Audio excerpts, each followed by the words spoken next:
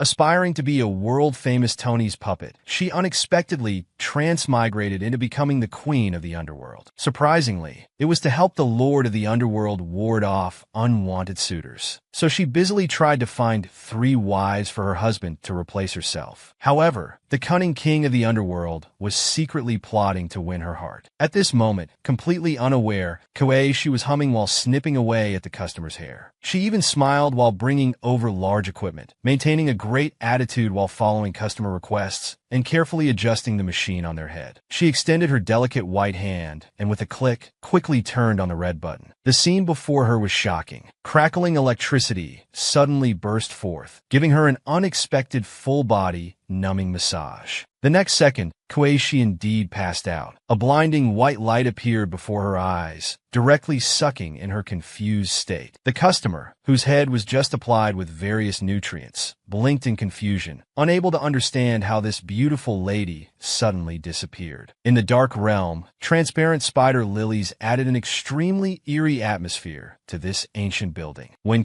she woke up at this time, she first saw a masked man approaching and mistakenly thought she had arrived at the king of Hell's palace. He wore dark clothing with an exaggerated ring of black feathers around his collar. That face wore an incredibly ugly mask. She opened her small mouth in horror, thinking to herself, dying suddenly was one thing, but why did she have to become the king of Hell's wife? Under her shocked and disbelieving gaze, the king of Hell grabbed her small hand. His deep and hoarse voice slowly rang out, "Miss, I think you've misunderstood. You're not dead, and I'm not the king of Hell." After speaking, he guided the young lady's hand to feel his pulse. Leaving she completely confused and sweating profusely. She angrily shook off the masked man's large hand. "Then why are you scaring people? Why make everything look like the underworld?" The masked king of the underworld showed no anger and seriously raised his chin. "This certainly has its reasons."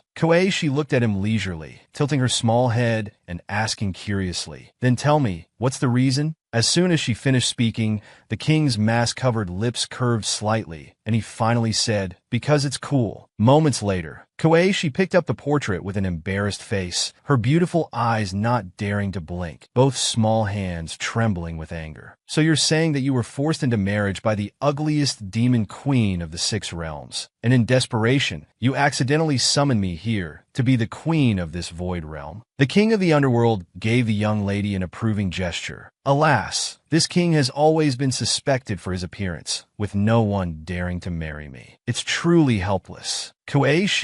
being a recognized beauty of the 21st century, immediately sensed something unusual in his 2 complaints. "You've been single for so long and won't show your true face, which means you must be ugly too. Yet you're judging others?" Koeishi's small hand that was poking at his mask was suddenly grabbed by him. The king of the underworld suddenly leaned close to her face, his voice behind the mask still magnetic. "Miss, that assumption isn't correct." He put his hand on his mask in front of her while explaining, "She is truly ugly, but I am not." The king of the underworld removed his mask without hesitation, revealing a face that could make all women fall in love. His amber eyes were particularly deep and mesmerizing. Koeishi froze on the spot, her big eyes suddenly flashing with an unusual light, using her high intelligence to keep herself calm. Then she screamed no in her heart again, thinking that no matter how handsome he was, it wasn't a reason for forced marriage. Moreover, the demon queen in the portrait looked so tough, holding such a terrifying skull in her hand. And as such a weak little human, she probably wouldn't even know how she died when the time came. So she quickly came to her senses, mercilessly brushing away his large hand,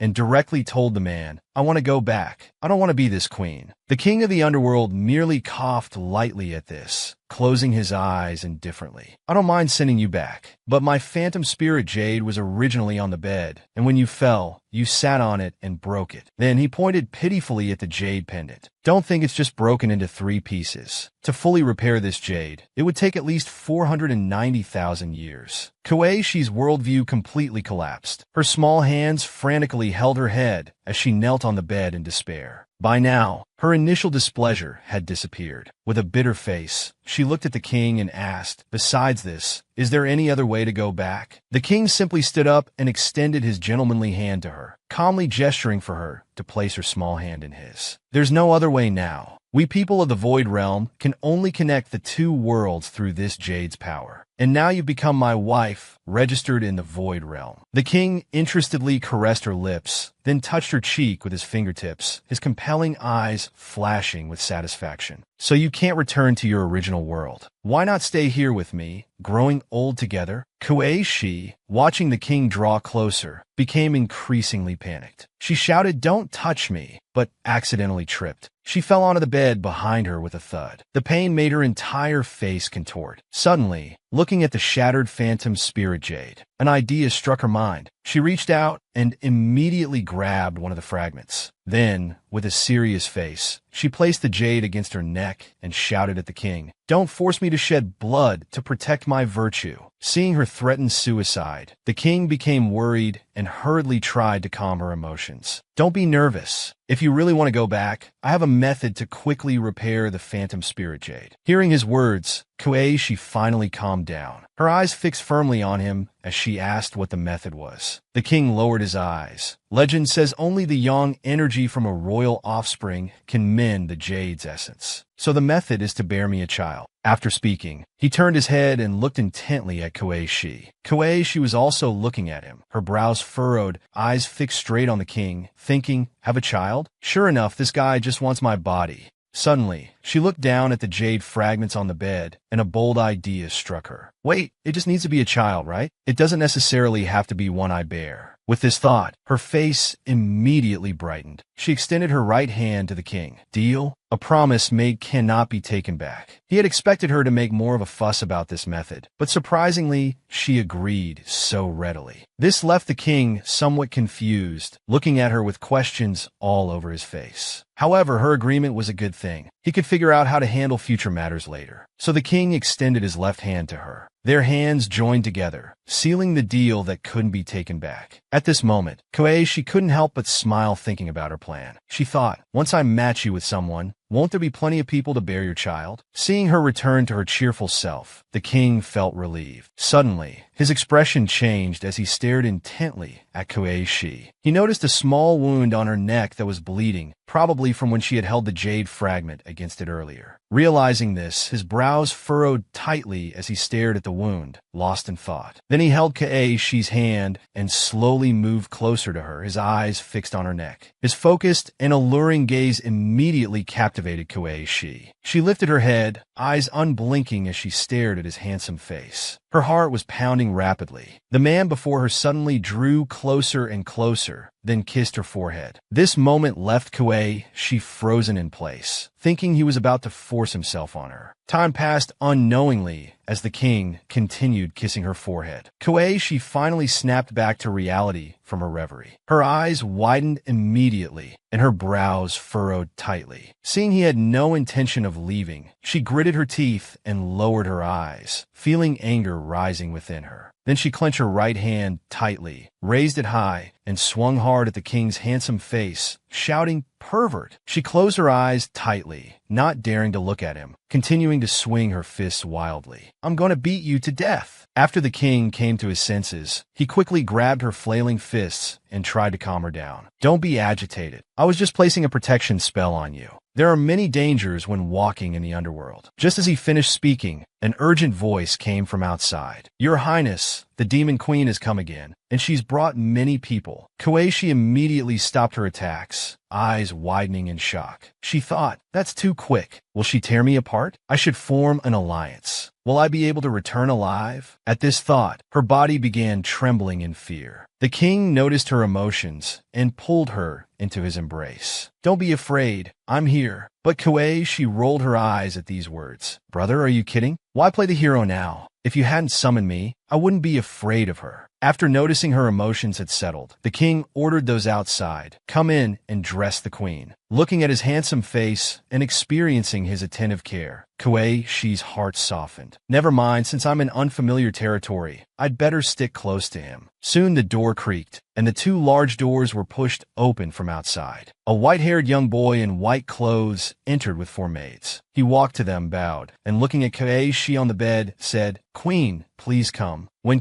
she saw the white-haired boy, her heart bloomed with joy. Her eyes fixed on him intently, and her cheeks turned red. She immediately walked forward and pinched the white-haired boy's cheeks, saying happily, "Wow, you're so cute." The maid's expressions changed upon seeing this, looking nervously at the two of them. The white-haired boy, treated this way, became angry. His cheeks puffed up as he glared, but she didn't notice and asked his name. The king walked over, and his expression changed dramatically at the scene. He hurried towards Shi, who was still pinching Little White's cheeks, and opened his arms around her waist. Finally, he lifted her up, pursing his lips and looking at her angrily. Faced with this sudden action, she let out a startled cry. Then they disappeared from Little White's presence. As they left, the king said, "Little White, we won't trouble you. I'll personally take the queen to change." He quickly brought Shi to her room. Upon reaching their destination, he carefully set her down. Then he immediately turned and slammed the door shut. Just then, the ground began to shake violently. She started losing balance, swaying left and right. She fearfully shouted, "What's happening? Is it an earthquake?" The king walked to her, pulled her into his embrace, and explained, "Little White is several thousand years old. He hates it most when people touch his face." Outside, the scenery was shaking violently, accompanied by terrifying rumbling sounds. Others standing outside, witnessing this scene, asked what was happening, why everything suddenly started shaking. A voice rang out, "I'm so excited. I heard we can see His Highness's true face today." Another person said, "What's there to be excited about, His Highness? Haven't there been enough rumors over the years? He always appears wearing a mask, and his appearance is said to be quite frightening. I'd rather see our new queen. I heard she's from another realm. I wonder what people from other realms look like." It said the demon queen originally wanted to marry His Highness. Now that he's married a queen from another realm, there'll be quite a show. The six realms say the demon queen is known for her cruel and violent nature. Her methods are extremely brutal. Who knows if this new queen can withstand it? Just then, a red light suddenly appeared before them. Someone immediately shouted, "She's here! The demon queen is here!" As soon as the words fell, a violent gust of wind blew towards them, making it impossible to keep their eyes open. After a while, as the wind dispersed, a blood-red luxurious carriage emerged from the light circle. 2 rows of soldiers followed behind the carriage. The carriage was pulled by a 4-legged beast. It flew down from the sky and landed steadily on the ground. A haughty voice came from inside the carriage. "Such lowly creatures dare to gossip about me." After speaking, she controlled the carriage to continue into the underworld. The surrounding people hurriedly made way, afraid of incurring her wrath. The demon queen sat leisurely in her carriage, pretending to doze. "King of the underworld, let's see what kind of trash you found that made you reject me." Then she looked at her attendant beside her. "Later, let's give this pitiful new queen a grand gift." The attendant quickly bowed and replied, "As you command." After this grand procession entered the underworld, a voice announced, "His Highness arrives." The underworld king and Shi, dressed in matching clothes, descended the stairs hand in hand. Thunderous voices suddenly rang out, "Welcome, Your Highness and the new queen."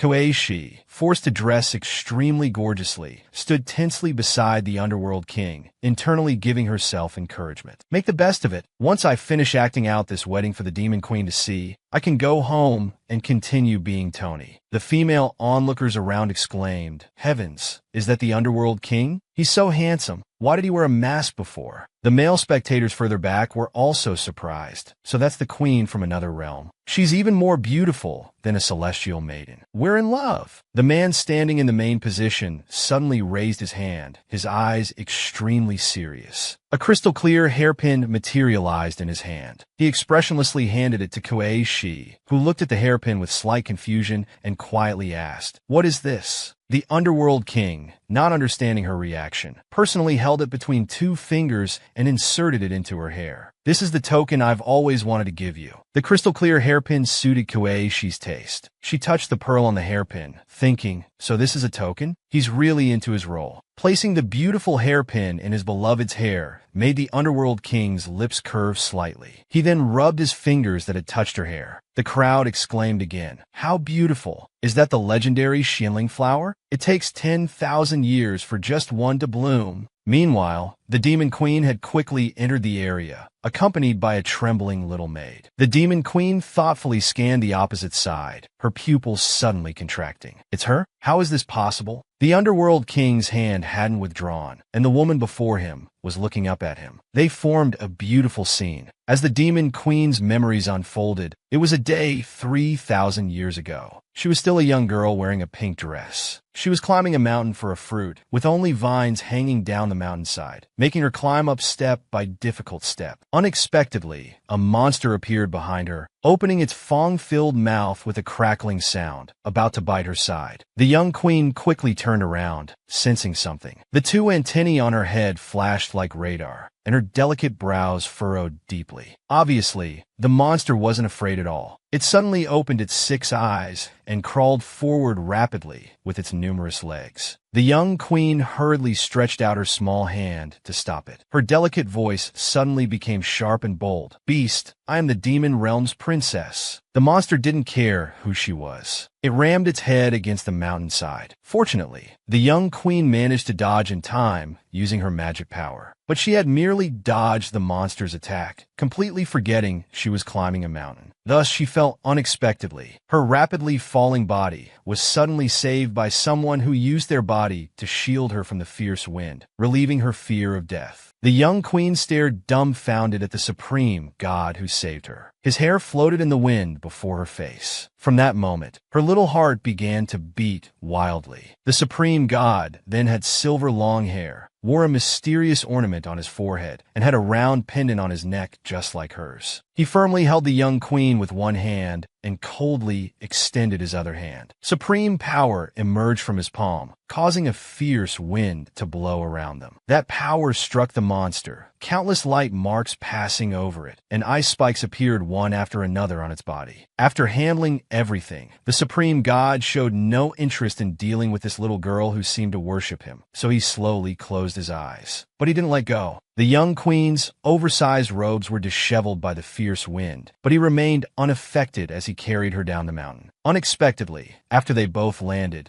the supreme god immediately released the young queen, letting her fall painfully onto her bottom. The supreme god looked down at the young queen. "With such weak cultivation, you dare risk picking the purple jade fruit?" The young queen wasn't angered by this mockery. Instead, she raised her innocent face, looking up at this tall man with admiration. Then she respectfully knelt on the ground and kowtowed 3 times to the man. "Thank you, supreme god, for saving my life," she said with her head lowered, but her voice carried clearly. "Would you please help me pick the purple jade fruit?" But the supreme god had already turned to leave during her thanks. The young queen, receiving no response, suddenly noticed a purple jade fruit rolling toward her. The year when I first met the Nine Abyss Supreme God, I was captivated by his power. He was handsome and unfathomably powerful, the most perfect man I'd ever seen. At that moment, I decided to become a woman worthy of him. When I became the Demon Queen, all 6 realms believed we were the perfect match. Now the underworld had entered darkness, layers of white mist enveloping everything. The Nine Abyss Supreme God rested against a tree branch, holding an unfinished book, with leaves silently falling around him. The young queen, secretly following behind the Supreme God, hid behind a large tree, not daring to approach, quietly gathering her courage. But just as the young queen was about to confess, the Nine Abyss Supreme God descended to the mortal realm. So she also transformed into an ordinary woman, suddenly appearing in the bustling streets, secretly tracking the Supreme God's whereabouts. When she finally found the Nine Abyss Supreme God, she discovered a woman by his side. The two were intimately selecting fox lanterns together. The little fox was carved lifelike by the vendor. The Supreme God held its back end, and though silent, his face was full of tenderness. The young queen immediately lost her composure, frowning severely at the scene before her. The ornaments on her head shook with her displeasure. She fiercely cursed that woman in her heart. Who does she think she is? I am the one worthy of him. Then came the scene of the woman being bound. She was covered in her own blood, face down, falling to the ground with a thud. The young queen, now showing her villainous nature, raised her chin and sneered. Today, you demon finally fell into my hands. That small demon who had accompanied the Supreme God in selecting lanterns was now tortured nearly to death, with only hatred-filled eyes remaining. How dare you hope the Underworld King will save you? No one outside can detect anything within the demon realm's barrier. 2,000 years ago, you murdered my royal brother, and now you try to seduce the Underworld King. You demon deserve death. The demon queen pulled out a true fire, red lotus flames flickering in her hand. The raging flames reflected off her feet, illuminating her dark eyes. Then she hurled her most powerful flames at the small demon. The small demon lying on the iron net was engulfed in flames. The pain inside made her struggle desperately, but the chains binding her were incredibly strong. The small demon curled her fingers in unbearable pain. Sharp claws appeared from her fair fingers. Surrounded by flames and unable to endure, she transformed into her original form, 9 white fox tails suddenly appearing behind her. The demon queen, finishing her reminiscence, was stunned for a moment, seemingly unable to believe the scene before her. That demon was supposed to have been burned to ashes, soul scattered. She watched in disbelief as the couple walked closely together up the broad steps. Xiaobai suddenly appeared, announcing, "Today is the wedding of the Underworld King and his queen. Next is the ceremony to pay respects to the ancestor god. All guests may proceed to the 3 rivers to witness the ceremony." Kuei followed the Underworld King, confused, and seeing the dark red carriage ahead, asked uncertainly where they were going. The Underworld King embraced her, gazing at her lovingly, and explained they were going to the 3 rivers to pay respects to the ancestor god. A flying horse pulled the dark red carriage, soaring into the sky within moments. It was an age-old rule of the Underworld that only a woman truly devoted to the Underworld King could cross the 3 rivers with him and receive the ancestor god's blessing. Kuei showed a puzzled expression, silently mouthing the words "true devotion" before looking worriedly at the Underworld King. The Underworld King, knowing her concerns, gave her a reassuring look, saying there was no need to worry. The ceremony would proceed smoothly. Kuei heard this, but said nothing, only gazing ahead with deep concern before letting out a barely audible sigh. In an instant, they arrived at the 3 rivers of the Underworld. Silver lines streaked across the sky, and purple lanterns glittered around the carriage. As the flying horse descended slowly, announcements rang out. "The Underworld King and Queen have arrived." The Underworld King had already dismounted and extended his hands gentlemanly to his queen. As she was about to step down, he simply lifted her down. Kuei, now accustomed to his frequent embraces, remained composed by his side. Her eyes secretly scanned the crowd around them. At this moment, the night god and snow god came forward, bowing politely before the Underworld King, congratulating the couple on their union. The Crimson Moon Demon Lord, Wind God, and Flower God came in succession, each wearing gentle smiles, congratulating the Underworld King and Queen. Kuei, as the Underworld Queen, marveled internally, thinking these must all be important figures of the 6 realms, wondering if he really had such good connections. Suddenly, a handsome man appeared from behind. His pink clothes didn't make him look feminine. Instead, they added a unique atmosphere. But his aura was suddenly interrupted as he extended his slender arm forward, shouting "Huan Huan" while waving energetically. The Underworld King instinctively raised his hand, politely declining the other's enthusiastic approach. This pink-clothed man's behavior left Kuei somewhat dumbfounded. The Underworld King quietly called out "Moonlight Immortal," while the latter, waving both arms, complained, "What's this? Still so cold and distant." Kuei widened her eyes, staring unblinkingly at the approaching man. Moonlight Immortal. Wasn't that the matchmaker god? The previously boisterous Moonlight Immortal was suddenly shocked, coughing lightly in embarrassment. "What, little queen? Are you struck by my beauty? Am I not much more handsome than your husband?" This question clearly displeased the Underworld King, who warned in a low voice, "You're overdoing it." "That's enough." Kuei stood rooted to the spot, her mouth twitching at his antics, as she watched the two with an exasperated expression. She selectively ignored the chattering matchmaker god, calmly looking at the surrounding crowd before giving them a friendly little wave. The Moonlight Immortal crossed his arms, looking at Kuei. "No wonder Huan Huan rejected all the matches I suggested. He already had someone in his heart. The Heavenly Emperor sent wedding gifts, which I've had delivered to the Dark Palace. Of course, I also prepared my own special gift. Your ceremony is about to begin." Kuei followed the Underworld King to the ceremony entrance, still caught up in the previous scene, thinking how interesting that matchmaker god was. Seeing her staring to the side, the Underworld King unceremoniously pulled her into his embrace. Although she closed her eyes in pain, the jealous underworld king wouldn't let go, reminding her not to look around and mind her manners. She twisted her body in displeasure, waving her small hands wildly in front of him, shouting angrily, "Let me go! You're so annoying!" The demon queen suddenly appeared before them, staring proudly at the underworld king, then concealing her inner thoughts, loudly congratulating him.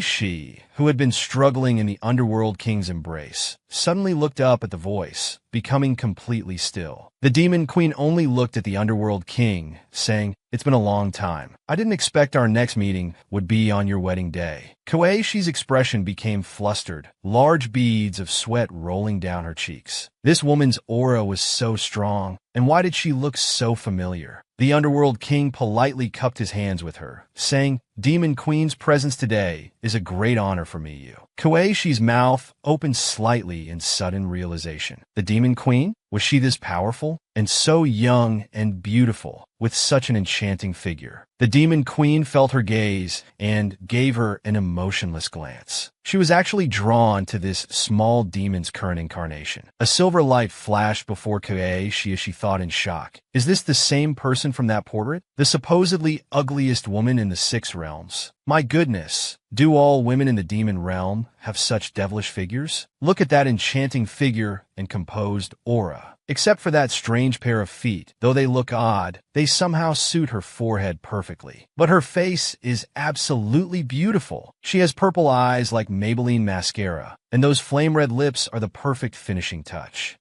She cursed internally at someone who had called her the ugliest woman in the 6 realms. Was he blind? The demon queen was also sizing up the woman before her, her nose twitching slightly as she concluded internally that this was completely the aura of a mortal. Koeishi's previously cheerful mood turned pale as she swallowed nervously. Would she kill her right here? The matchmaker god and others formed 2 rows as the auspicious time arrived. Everyone fell silent at the same moment. Xiao, suddenly extended her small hand by the river. The newlyweds shall begin, crossing the 3 rivers together, never parting, joining in primordial unity. Koeishi nervously gripped his hand, following him to the 3 rivers' edge. Their silhouettes stood out prominently in the night. Threads of silver light wrapped around them, and pink light emerged from their clasped hands. The underworld king gazed straight ahead, his hair tassels tinkling, and told his queen without looking aside, "Hold my wrist tightly, don't let go." Koeishi, brought here without knowing why, looked puzzled, frowning slightly before lowering her head and obediently responding with a sound of agreement. He led his queen onto the river, their feet floating above the water's surface. The underworld king raised his chin proudly, leading his interested queen in slow steps as silver lines quickly passed before them in the air. Koeishi had never experienced anything like this. When she became distracted by the strange sights below, she began to feel weak. They had reached the center of the river, where starlight appeared in the water and ripples were stirred by the wind. Koeishi suddenly exclaimed in his ear, "What's down there?" No, I want to go back." Lin Huan glanced down briefly, showing a flash of impatience. "Don't look down. Don't be afraid when I'm here. They're just souls crossing the river." Koeishi stared intently at the river's surface, where her 21st century silhouette gradually appeared. Mingquan also watched her reflection in the river, his purple eyes contemplating something unknown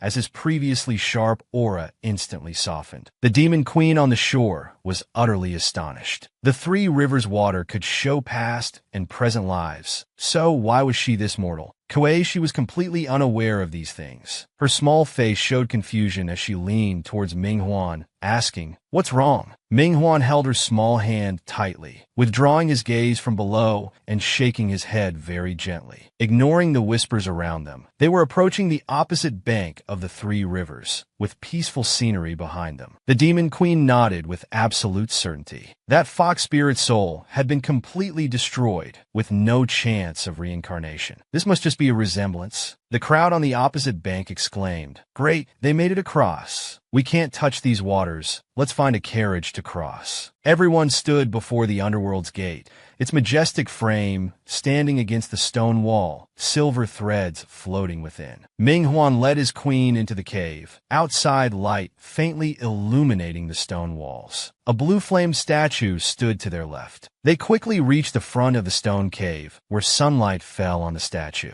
Xiao Bai's voice announced again, "The ceremony begins. Pay respects to the underworld ancestor god." The couple bowed with utmost reverence, starlight falling on their shoulders, indicating the ancestor god's approval. Kuei, she was forced to bow along, internally screaming about not being able to stand these ceremonies. How much longer? Her legs were getting sore. A prolonged voice suddenly echoed above them. Husband and wife bow to each other to join in marriage. As Kuei, she turned towards Ming Huan. She found him already eagerly positioned, waiting for her to complete the matrimonial vow. Just as she was about to bow and end it all, she discovered she couldn't move her body, not even her fingertips. The tension in Kuei's mind suddenly exploded as she anxiously looked at her body. What was happening? Why couldn't she move? Xiao Bai, as their officiant, raised her face to watch their actions as whispered discussions arose around them. Ming Huan also stopped his movements. Powerful as he was, he instantly sensed something wrong and used his spiritual power to investigate her condition. The crowd grew noisy, questioning each other. What's wrong? Why isn't the queen bowing? Is she having second thoughts? The word second thoughts quickly reached Ming Huan's ears. His purple eyes instantly became lifeless as he silently stared at the woman before him. Countless red threads appeared on Kuei's body in corners invisible to others. Inch by inch, they crawled up her slender neck. Though the red threads looked thin and weak, their attack was surprisingly strong, making it increasingly difficult for her to breathe. In the dim light, a ghostly hand suddenly appeared, gently flicking at her neck. With a snap, the red threads broke. Then countless ghostly hands appeared around her, unhurriedly attaching to the red threads until they were all cut away. The mysterious ghost figure who had released the red threads suddenly froze, raising their wrinkled face in shock as intense flames appeared behind them. The ghost hands all retreated as a pair of slender fingers extended around Kuei's waist, gently soothing her soul. Ming Huan cupped his hands again, bowed, and closed his all-seeing eyes, softly telling everyone she was willing. Kuei,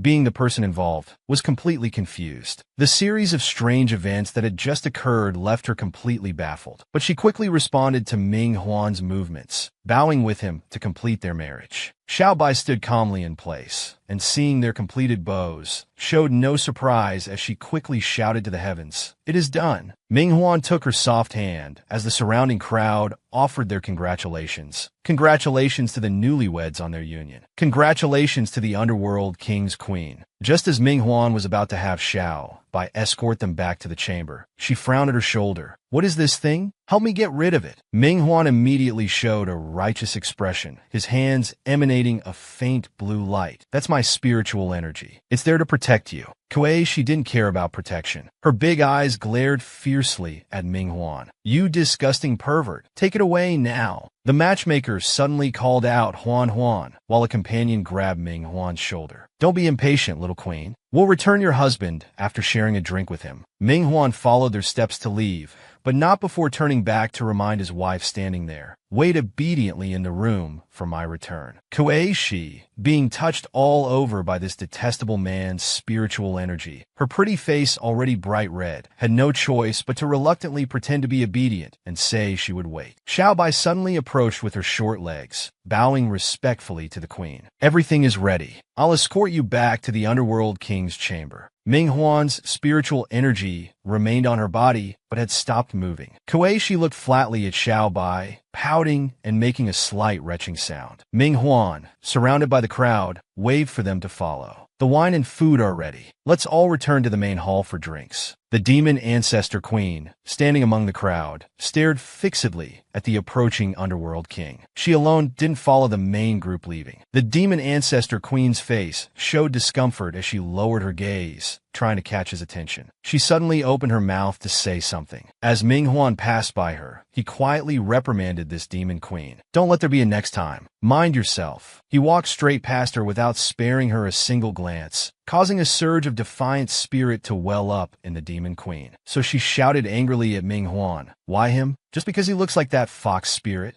No one would answer her question, just like our lofty underworld king, who left her with nothing but an extremely cold back. The demon queen was already exhausted in body and mind, her heart completely shattered. She kept mumbling softly, "Why can she, but not me?" She collapsed to her knees, her small hands clutching desperately at the ground. Yet the people passing by simply ignored her and quickly left. Now alone in the great hall, this lonely and desolate place undoubtedly reflected her current mood. As the demon queen sat slumped on the ground in sorrow, someone slowly walked towards her, their voice full of concern. "Why do you torment yourself so?" Then looking at the person on the ground, they spoke again. "His not pursuing this matter today was to save face for you, demon queen. He doesn't want war between our races." But the demon queen, hearing these words, remained silent with her head down, radiating an aura of heartbreak. Seeing this, that person immediately crouched before her. "Please cherish yourself, your majesty, for yourself and for your demon subjects." Then they expressed their loyalty. "If the underworld king had truly moved against you today, I would have died protecting you." The mysterious Yu Yun Palace stood at the highest point of the Rocky Mountain, its roof illuminated by several bright rays of light. At this time, a pair of fair, slender legs slowly emerged from the pool behind. Kuei, she closed her eyes and couldn't help but let out a satisfied sigh. "I didn't expect there to be hot springs here too, but I'm still so tired. I really want to close my eyes and take a nap." After the maid behind her helped her dress, she lay back directly, but her heart was full of worry. "This demon queen really wants to kill me." She covered her forehead in frustration. No, if this continues, I won't survive. I need to find a way to leave this place quickly." Just then, the house door made a clicking sound, and then it was opened from outside. The underworld king seemed to have just finished bathing too, wearing a red bathrobe left open in the middle, revealing his beautiful 8-pack abs. Seeing Kuei lying there, he asked if she was very tired. Hearing his voice, Kuei jumped up quickly from the bed and asked why he was back so early, saying she thought he would be very late. The underworld king slowly walked to her and sat on the bed's edge, looking at her lovingly. "Of course I had to return early. How could I keep you waiting too long on our wedding night?" Hearing his words, Kuei frightfully retreated to the inner side of the bed, watching him vigilantly. "What are you planning?" "We agreed today was just an act for the demon queen, to make her give up. Don't take it seriously. Our marriage is fake. Help me find a way home. You're the mighty Ming king. You must keep your word." The underworld king stared at her with his alluring golden eyes, stating, "We still need to have a child, don't we? What about the phantom realm?" Kuei finally calmed down, clutching her clothes at her chest. "Children and the phantom realm aren't urgent. You can't force me. Not unless I agree." The underworld king suddenly reached out and touched her cheek. "Don't worry, I'll keep my promise. Not unless you agree." As he leaned in, she quickly raised her hands to block him. While avoiding his touch, she showed an awkward expression and said embarrassedly, "Why don't you go sleep in another room?" Unexpectedly, hearing her suggestion, the underworld king came right in front of her, staring intently. "Me, the great Yu Jian underworld king, sleeping in another room on my wedding night? Do you want me to become the laughingstock of all 6 realms tomorrow?" He then pushed her down onto the bed. "You're being so cruel to your husband. Maybe I should just take you now." These words startled Kuei. She pushed against his chest with both hands, trying to push him away, her expression full of panic. "Not now. You can't go back on your word." Seeing her so frightened, the underworld king decided to stop teasing her. He slowly leaned close to her face, gazing at her lovingly. "All right, I was just joking."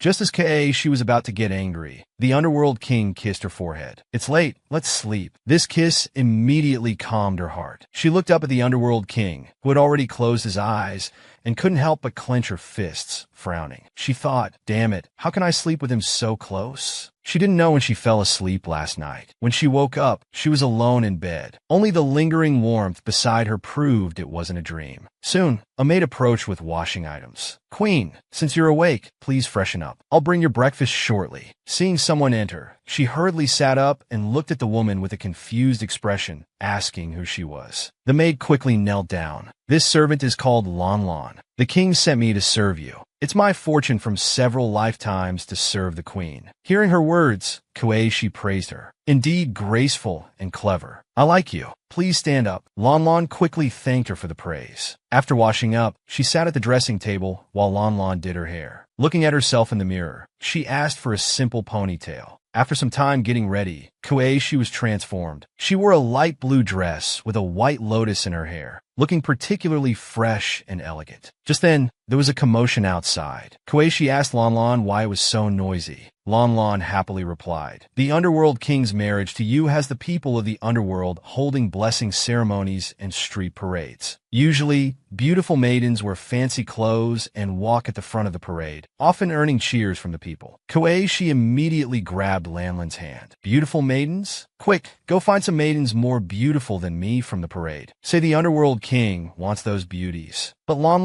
looked shocked and hesitated to leave. Seeing her hesitation, Kuei pushed her toward the door. "Hurry, before all the ladies leave." So Lan had no choice but to rush out. Much time passed, and Kuei grew bored waiting in the room. While eating, she wondered why it was taking so long. Perhaps the ladies aren't willing? Just as she was about to go out and look herself, Lanlin's voice came from outside. "My queen, I've brought them." Hearing this, she quickly stood up. "Let them in." Outside the door, 3 beautiful women slowly entered the room. The leader wore pale yellow clothing, while the 2 at her sides wore blue and pink respectively. After entering the room, the 3 immediately knelt down and bowed. Lady Yunqi, paying respects to the queen. Looking at the 3 of them, Lan felt a wave of panic. What a sin! I brought 3 charming women to compete with my queen for favor. Meanwhile, in a majestic palace standing atop a mountain, a sudden sound broke the silence within. "Your Highness, the queen has brought 3 beauties for you to see." The Underworld King, who had been handling affairs since early morning, was stunned upon hearing this news. He immediately put down his brush and strode towards the bedchamber. Opening the door, he called out, "Kuei, I haven't agreed to this matter of beauties." As soon as he finished speaking, the scene before him left him completely shocked. Little Bai, who had followed him, also stood there with his mouth agape in surprise. The beauties brought for the Underworld King were all gathered around Kuei.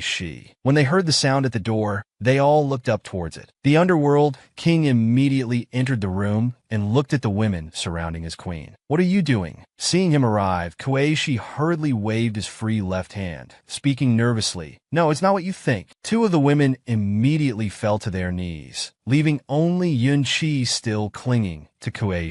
The Underworld King angrily shouted at them, "You women, get off my queen immediately." Little Bai watched them with a blank expression, thinking, if these 3 were men, there would probably be bloodshed right now. After all the women left Kuei-shi's side, the Underworld King ordered everyone to leave. Hearing the command, they all bowed and prepared to depart. This servant takes leave. After they all left, the Underworld King strode directly to him. Kuei watched his movements, unsure of what he intended to do. Just then, the Underworld King suddenly reached out his right hand towards him. Seeing his approaching hand, Kuei-shi's face suddenly changed, becoming frightened. He thought, "Oh no, is he going to hit me over this?" Thinking this, he quickly covered his face with both hands, closing his eyes tightly. But he felt a gentle touch on his cheek. He realized, oh, he's not going to hit me. The Underworld King caressed his cheek, looking at him lovingly. "I believe you. We'll discuss the matter of the beauties later." Saying this, he suddenly pressed him down onto the bed and lowered his head to look into his eyes. "Don't be so intimate with others in the future." He quickly nodded, indicating he understood. But the person above him didn't get up, instead moving closer and closer, making Kuei start to panic. Just then, there was urgent knocking at the door. "Your Highness, there's an urgent matter to report." Hearing this, he finally raised his head to look at the door, and Kuei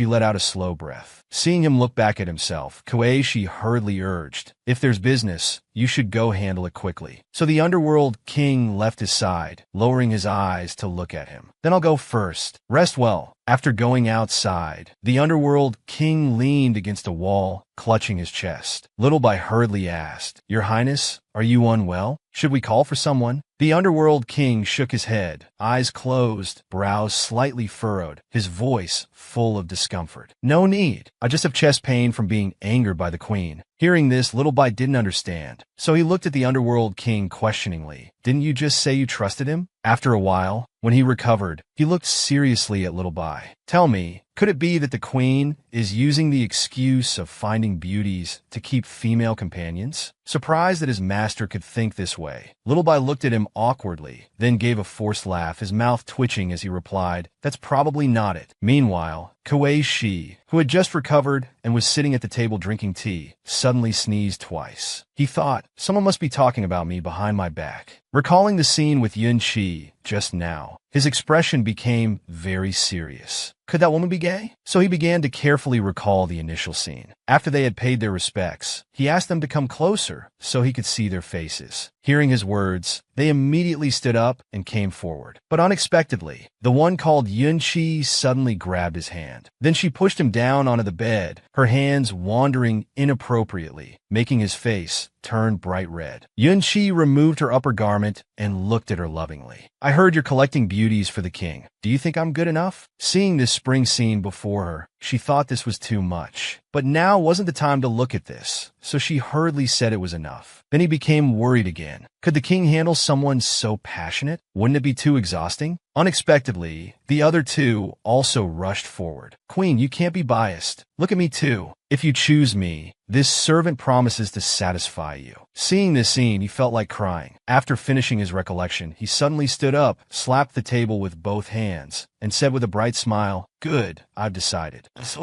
Meanwhile, the Underworld King was still investigating with Little Bai. He held a broken sword, its black flame-covered blade breaking through the underground palace's barrier. The camp had already sealed the flames within. Then he placed the broken sword in the tray in Little Bai's hands and looked at the bookshelf in front. "Is there anything unusual in the underground palace?" Little Bai indicated there was nothing unusual in the underground palace. The assassin hadn't entered. Fortunately, Suing arrived in time. Elite guards had been added, and the barrier was repaired. But the intruding assassin had vanished without a trace. Even Suing and the elite guards sent to pursue were powerless. The assassin's identity remained unknown, but their ability to use abyss fire suggested a connection to the demon ancestor. After speaking, he looked up at the Underworld King. The Underworld King was standing in front of the bookshelf, lost in thought, seemingly pondering something. So Little Bai asked again, "Your Highness, if this person invades the forbidden area again..." Before he could finish, the Underworld King interrupted him. He took out a red tassel. "Place this near the barrier. If anyone intrudes, I'll know." At this time, Kuei Shi walked out from the palace chambers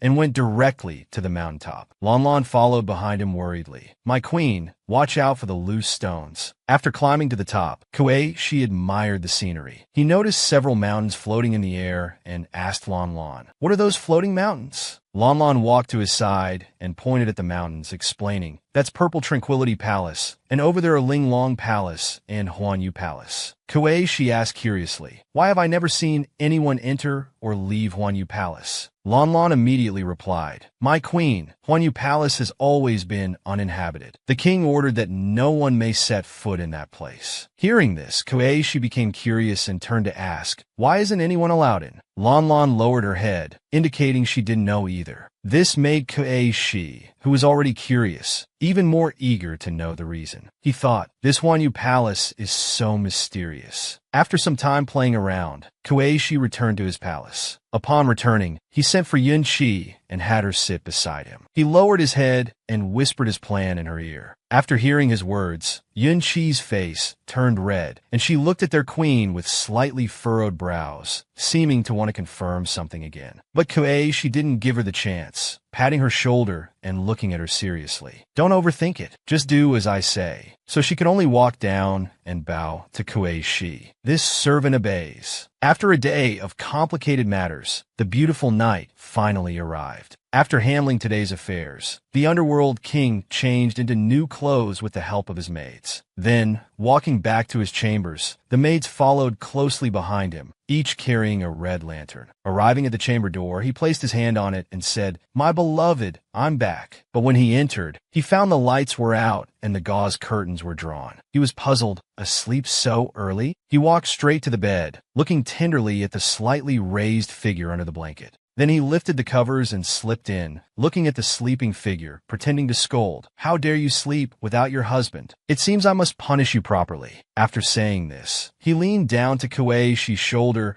and began placing gentle kisses downward. He turned the person beneath him over and continued kissing their cheeks. But then he noticed something was wrong. Koichi, why are you so quiet today? When he raised his head to look at the person's figure, he was shocked. He immediately grabbed the person's wrist and turned them over. Yunqi let out a cry from the pain in her wrist. Then she looked at him with a blushing face. Upon recognizing her, he frowned and said, "Why is it you?" He quickly moved away, grabbing nearby clothes to cover himself. He left the bed and dressed himself. Yunqi covered herself with the blanket, her expression full of sadness. "Your Majesty, did this servant do something wrong?" By now the Underworld King was fully dressed. Hearing her words, he became furious. "How dare you be in the Queen's bed?" Yunqi sat up, looking at his back, and explained, "Your Majesty, the Queen was too cold and couldn't sleep, so she ordered me to warm the bed." Hearing this, he became even angrier. Preposterous. Where is the Queen? At this moment, he deeply suspected whether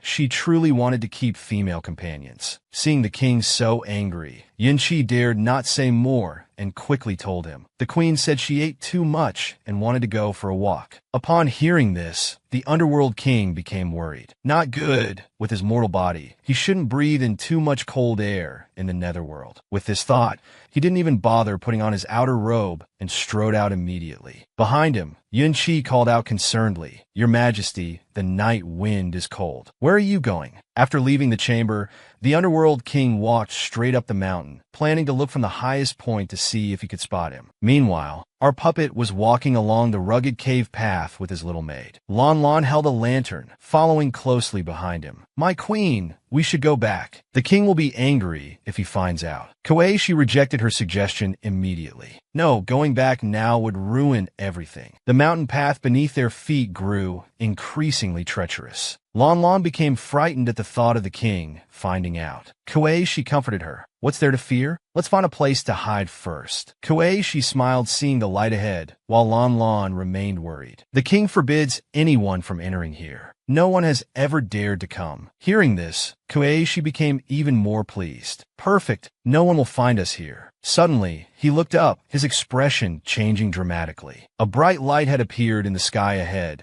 with countless small points of light falling down. Ming Huan stood at the edge of a cliff, looking into the distance as countless flower petals floated in the wind. Then, he looked up toward Huanyu Palace in the sky, his expression full of loneliness. "Where are you now?" Afterward, he took out something emitting small lights. The small flower petal in his palm began flying in one direction. After all the small lights had risen, the petals slowly fell back into his palm. Huanyu Palace sat on an isolated mountain. Though uninhabited year-round, it was the most beautiful place in the entire netherworld. When Koichi and Lon Lon finally arrived here, they were both stunned by the sight. They couldn't believe such a place existed in the netherworld, wondering who lived here before. Lon Lon remarked that she had never seen such flowers in the netherworld before. Koichi continued walking forward, thinking that although it was deserted now, the previous owner must have kept it beautifully maintained. After entering the corridor, a strong wind blew towards them. Lon Lon quickly spoke up, "My queen, please wait here. This servant will go look for something we can use." Koichi told her to hurry back, saying he was scared to be alone. Looking at the falling flower petals, he wondered if Huanyu Palace was named after this rain of flowers. As he stood in the corridor admiring the beautiful scenery, a sudden cracking sound behind him made him jump. He quickly looked back, but saw no one. He called out, "Lon Lon, is that you?" But received no response, making him more frightened. So he walked forward again, looking at the empty corridor, and called out, "Lon Lon," once more. "Is that you?" Still no response. He carefully approached the corner, peeking around to see who was playing tricks. But just as he stuck his head out, his forehead was suddenly struck, making him see stars and let out a cry of pain. Opening his eyes and seeing it was Lon Lon, he finally relaxed. "You nearly scared me to death." Seeing this, Lon Lon quickly apologized. "This servant deserves death. My queen, are you hurt?" Koichi touched his chest and looked at her with concern. "I'm fine." "Did you hurt yourself? Anywhere?" Lon Lon, now recovered, quickly shook her head. "This servant is fine. Thank you for your concern, my queen." Then she happily produced a brazier from behind her. "Look, my queen, I found a charcoal stove. Now we can warm up the room." They found a room with a bed and entered. "My queen, please go inside. Don't catch cold. I'll heat some water for you to soak your feet." After Koichi entered with the lantern, he sneezed and complained complained about how cold it was. Lan, holding the brazier in one hand and the lantern in the other, explained, "My queen, you may not know,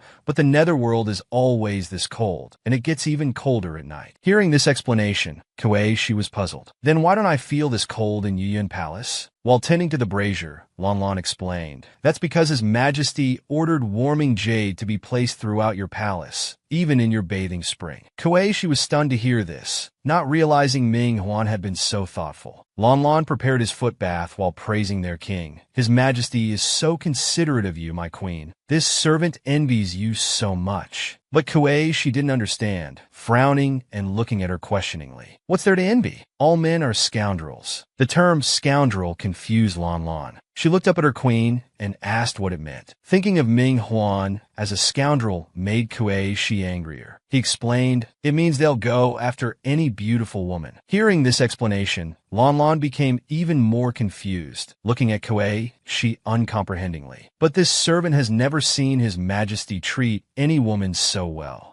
She sighed helplessly and told her, "Young girl, you're still too naive. You must be careful of these men." Seeing the queen persist in thinking their king was a scoundrel, Lan could only laugh softly and go along with she's thoughts. After everything was arranged, Lan hung up her clothes and said, "My queen, please rest well tonight. Don't worry, I'll sleep on the couch in the outer room. Call me if you need anything." Then she lay down on the bed contentedly and closed his eyes to rest. But after a while, he opened his eyes again. He couldn't sleep at all. They must have started by now. He began imagining what the two of them were doing. He became even more awake, clutching his blanket tightly, his expression filled with sadness. He wondered if Ming Huan would be angry when he discovered it wasn't him. Still, he couldn't stop thinking about what those two might be doing right now. The more he thought, the sadder he became. He covered his head, trying to control his thoughts. "I should be happy. I'm one step closer to going home." But the more he tried to control his thoughts, the more they wandered there. Soon, his beautiful hair was a complete mess. As he turned over, trying to force himself to sleep, he suddenly felt something under his pillow. He immediately sat up and reached inside the pillow, wondering what it could be. When he pulled it out, it was a jade pendant. Upon closer inspection, he found it was carved with the pattern of a small fox. He lay back down, admiring the jade pendant in his hand. The more he looked at it, the more he liked it, thinking how beautiful it was. Without realizing it, his eyelids suddenly became very heavy, and he drifted off to sleep. Just as he was sleeping soundly, a voice suddenly called out his name,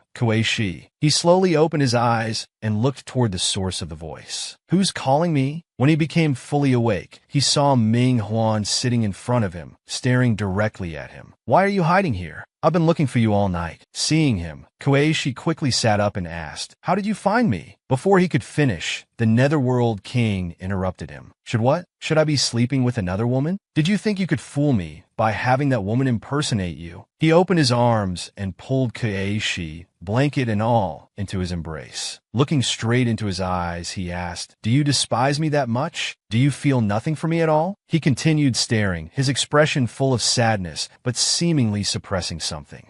She looked back into his eyes, thinking that although the Netherworld king was very handsome, with a great figure and deep, passionate eyes, they were ultimately from different worlds. That world had his family, his work, his dreams. Before he could finish this thought, the man suddenly kissed him. Ming Huan cupped the woman's face in his hands, turning it toward him, and then bent down to kiss her very gently. She felt the man's arms tightening around him, inwardly cursing how strong he was, unable to move at all. The man's breathing became increasingly erratic. He forced himself to look up at she in his arms and whispered in his ear, "You don't really dislike me, do you?"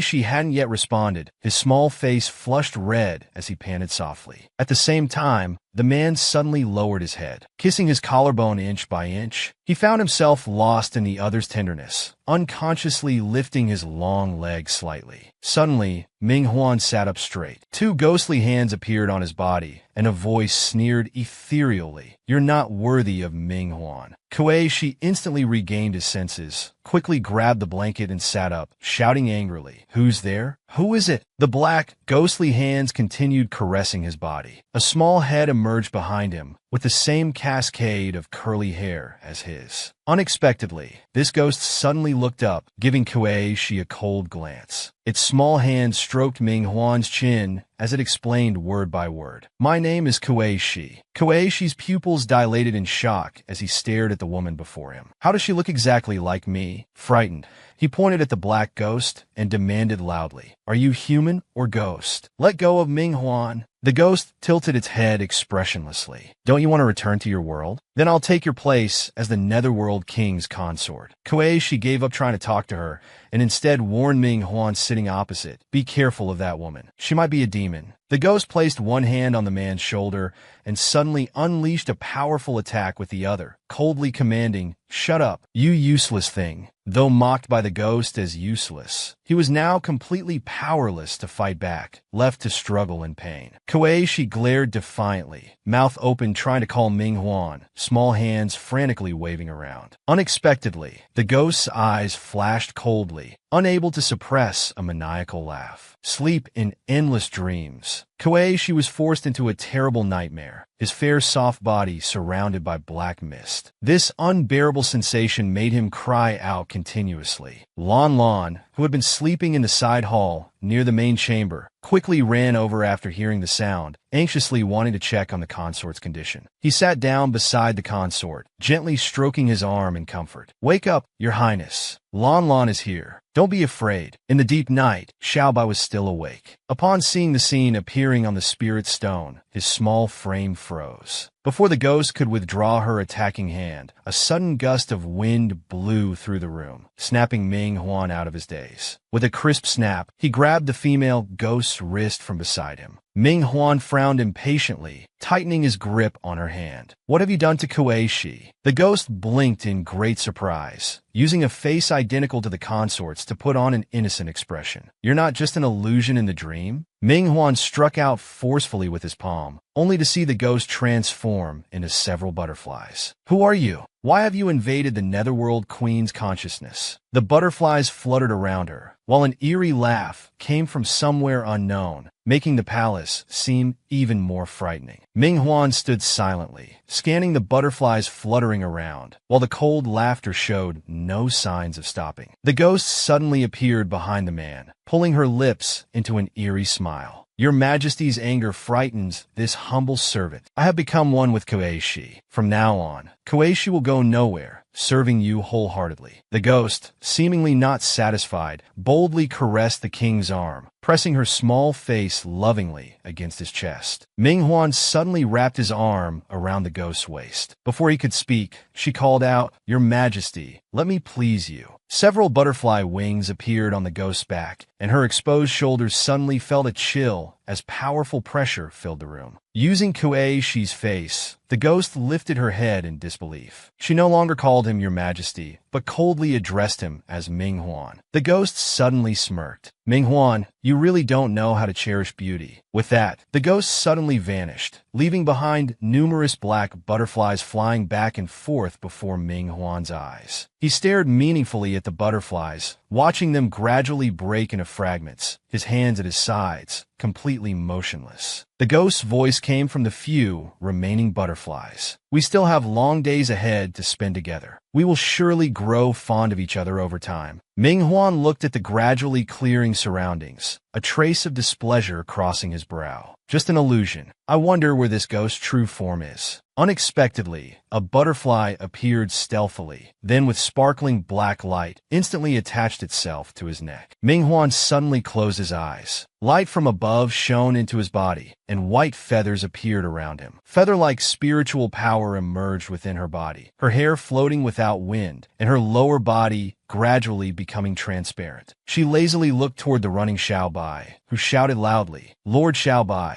The consort's fever is getting worse for some reason. Xiao Bai solemnly shook his head. This isn't just a common cold. An evil spirit has invaded the queen's body. As he spoke, he took out another treasure. The king isn't in the palace now, and I don't know where he is. I can only try this method. Lon Lon didn't know what this object was, but could only place all hope in it, praying it would cure the queen's illness. But before Xiao Bai could place the object, a stern voice suddenly called out from behind. Stop! Xiao Bai quickly turned to apologize to the king. This servant deserves death. I shouldn't have acted on my own to treat the queen. Please punish me. Ming Huan quickly walked to the queen's bedside. Though magic can temporarily reduce his fever, it would harm the meridians of his mortal body. Just now, my spirit entered the queen's consciousness and found an unusual ghost that had invaded his body. Lon Lon and Xiao Bai were shocked. Neither had expected such a thing, and they could only imagine how powerful this ghost must be. Koeishi lay weakly on the bed, the ghost's influence spreading throughout his body, with terrible black mist even clinging to his hair. Ming Huan informed the two behind him. His mortal body cannot withstand such a powerful spirit. Now his heart meridians are chaotic, and inner fire burns him. Without hesitation, he picked up Koeishi, staring forward with determination. There's no time to waste. This is the only way. Xiao Bai suddenly straightened up, his gaze following his rapidly walking master. Where are you going? Ming Huan suddenly paused, the feathers around him still swirling, and patiently told Xiao Bai, Xinjin Bone. Xiao Bai immediately showed strong disapproval. Your Majesty, Xinjin Bone is the coldest place in the Netherworld. Even you cannot withstand its cold for long. As the ruler, he certainly knew this, but after glancing at the woman in his arms, his resolve only strengthened. It doesn't matter. Being able to freely enter the Netherworld Palace and infiltrate the Queen's consciousness is not something ordinary demons can do. He strode away carrying Koeishi, not forgetting to order the kneeling Xiao Bai to investigate who was behind this. Outside Xinjin Valley was an extremely cold region. Even the cave walls were covered in ice, as if they were the only two beings left in this world. Ming Huan entered the spring water without hesitation, arms tightly holding the woman, sharing the cold of the icy spring with her. But upon touching Koeishi's cold cheeks, he decisively decided it wouldn't work. The spring's cold was too intense. So he placed his palm on Koeishi's head, closed his eyes to feel his inner spiritual power, and quickly channeled warm energy. But suddenly he felt something wasn't right, causing him to close one eye uncomfortably. What was this burning pain in his neck? He lowered his head in confusion, quietly observing the spring water. Just as he was about to touch his neck, the small woman in his arms suddenly showed a response. Her small mouth opened with a soft, cold grunt. Ming Huan quickly refocused, quickly placing his hand back on her head. Just endure a little longer. Soon your chaotic spiritual energy will calm down. He forcefully pushed away distracting thoughts, closing his eyes together with the woman in his arms. However,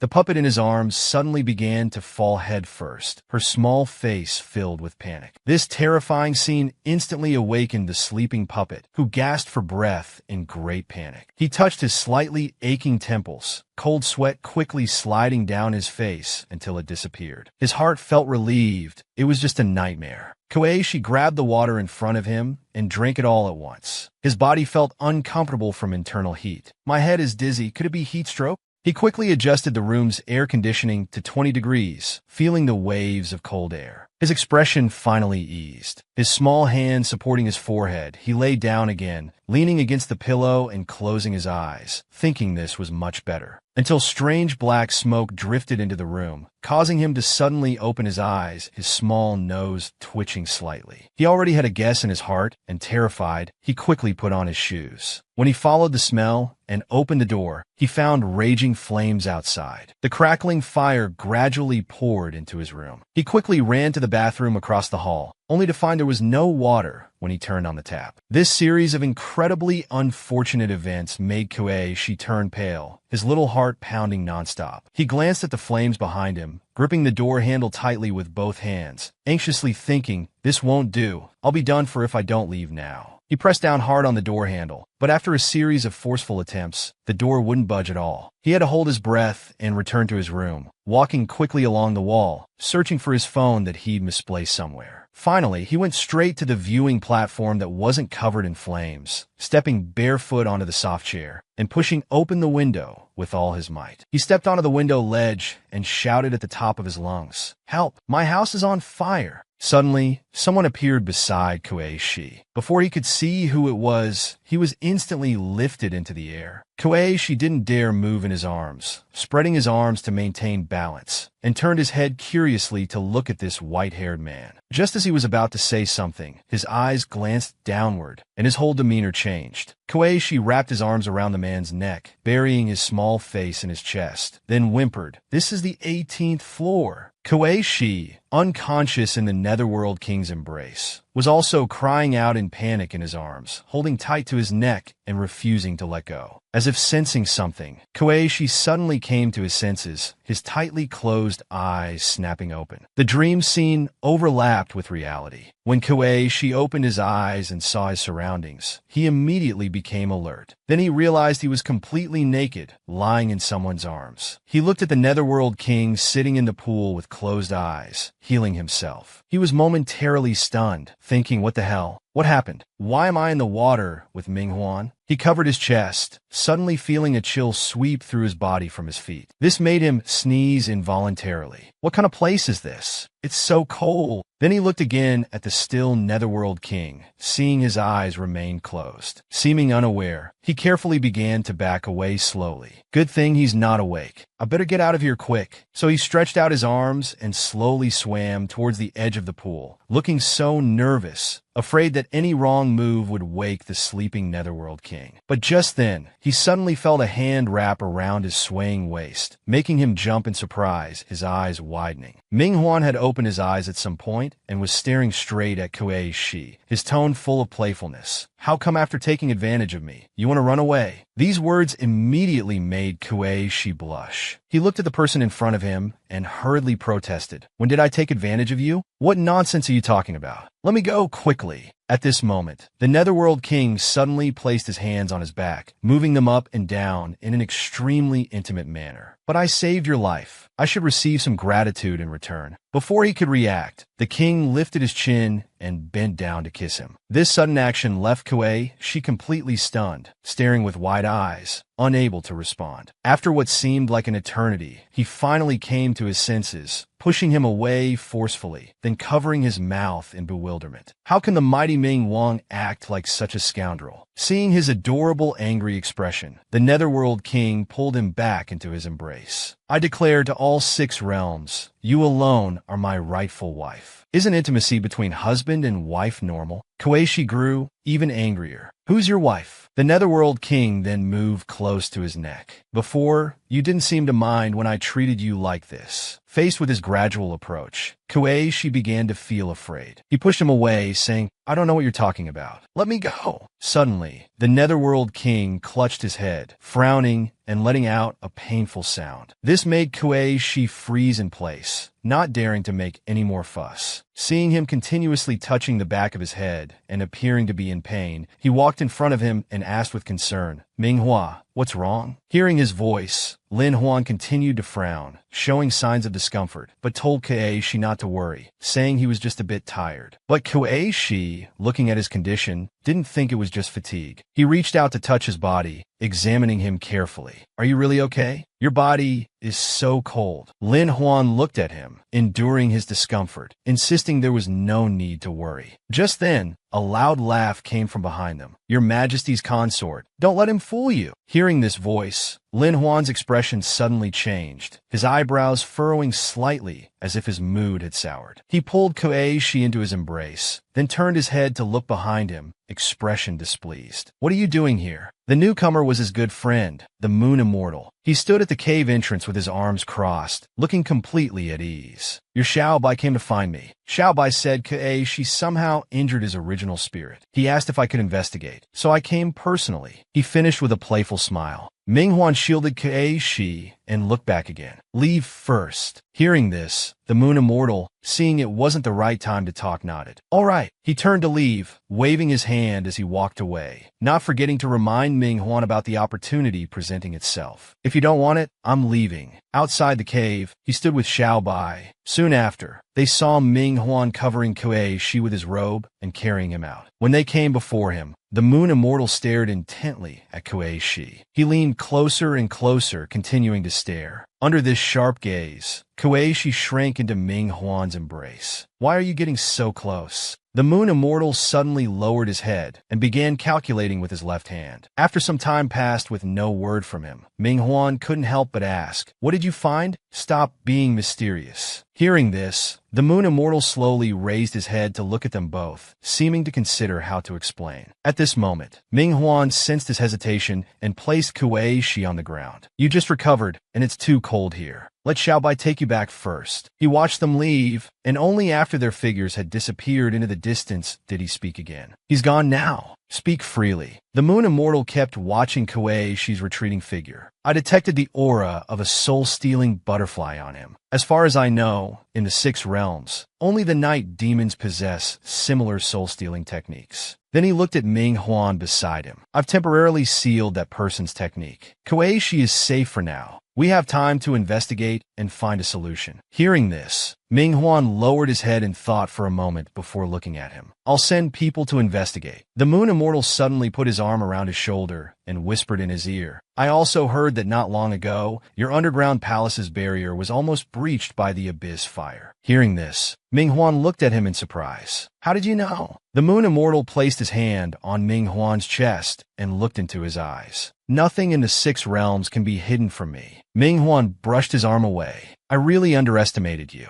Your idle position in the heavenly realm truly wastes your talents." Watching his retreating figure, the Moon Immortal called out, "In all 6 realms, besides Lien, no one else can control the abyss fire." Hearing this, Ming Huan immediately stopped and turned his head. "Are you saying the Demon Emperor isn't dead?" The Moon Immortal slowly walked behind him. "I didn't say that. During the Heaven-Demon War in the Wastelands, all gods witnessed He Lien's complete destruction." He looked up at the sky. "With the abyss fire reappearing, the demon clan will stir up bloodshed again. The 6 realms won't be peaceful." Ming Huan turned his head and closed his eyes. "Whatever happens to the 6 realms, I don't care. No matter what. Il will protect Kuiti." Then he walked forward. "It's getting late, and he's waiting for me. I'm leaving." The Moon Immortal hurriedly shouted, "I came all this way. Aren't you going to thank me?" Just then, a thunderous sound suddenly echoed in the distant sky, followed by the appearance of a large mass of pink-purple energy. This instantly shocked both of them into stillness. Looking at where the energy was located, the Moon Immortal spoke first. "That's in the direction of the underground palace." Hearing this, Ming Huan immediately reacted, his eyes fixed on that direction, thinking that Kuei-shi was still there. He immediately activated his magic, planning to rush over there. The Moon Immortal hurriedly tried to stop him. "Ming Huan, wait!" Ming Huan arrived at the Yuyan Palace and opened the door. The scene inside instantly shocked him. He saw Kuei-shi surrounded by a group of black butterflies, his body floating in midair. He immediately walked towards the bed. Looking at the butterflies surrounding Kuei-shi's body, he thought, "These soul-stealing butterflies exist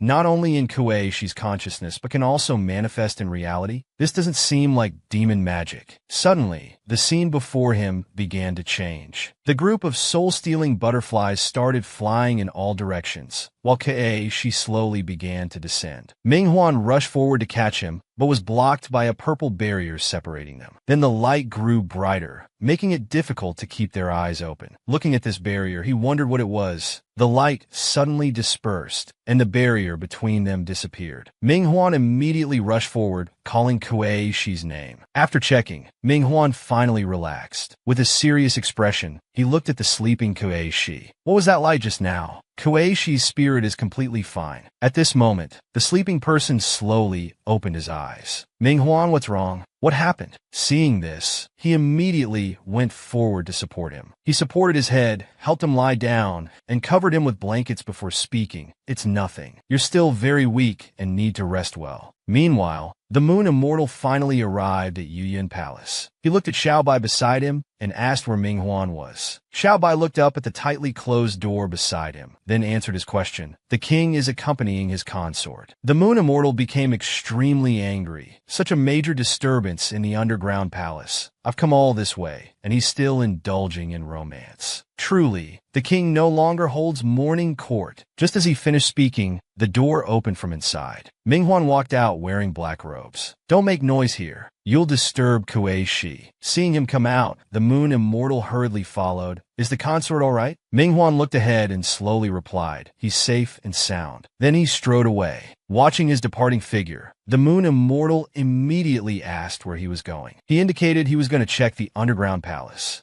Inside the room, Kuei-shi took out a glowing jade pendant and looked at it, wondering if it had been brought back together with the blankets. Recalling what had just happened, he thought, at that moment, I seemed to feel that double burning pain of ice and fire again. Was that protective light emitted by the jade pendant? Then he slowly sat up, his expression full of gentleness. When the light surrounded me, it felt just like being in his embrace, warm and safe. Then he looked toward the door where Minghuan had left. Why would this strange jade pendant protect me? What connection do I have with his father? Why did he bring me into this world? At this thought, his expression became serious. Since I'm already in this world, I might as well figure out what's really going on. Meanwhile, Xiaobai approached a stone niche and picked up the pendant inside, examining it carefully. Your Majesty's magical artifact hasn't been disturbed. Then he slowly stood up and looked back at the King of Hell. This impact seems to have come from within, not from outside. Hearing this, Minghuan looked at them both. You two stay here. I'll go in and look. But the Moon Immortal stopped him. It's been 3,000 years. I have a bad feeling. Let me go in with you.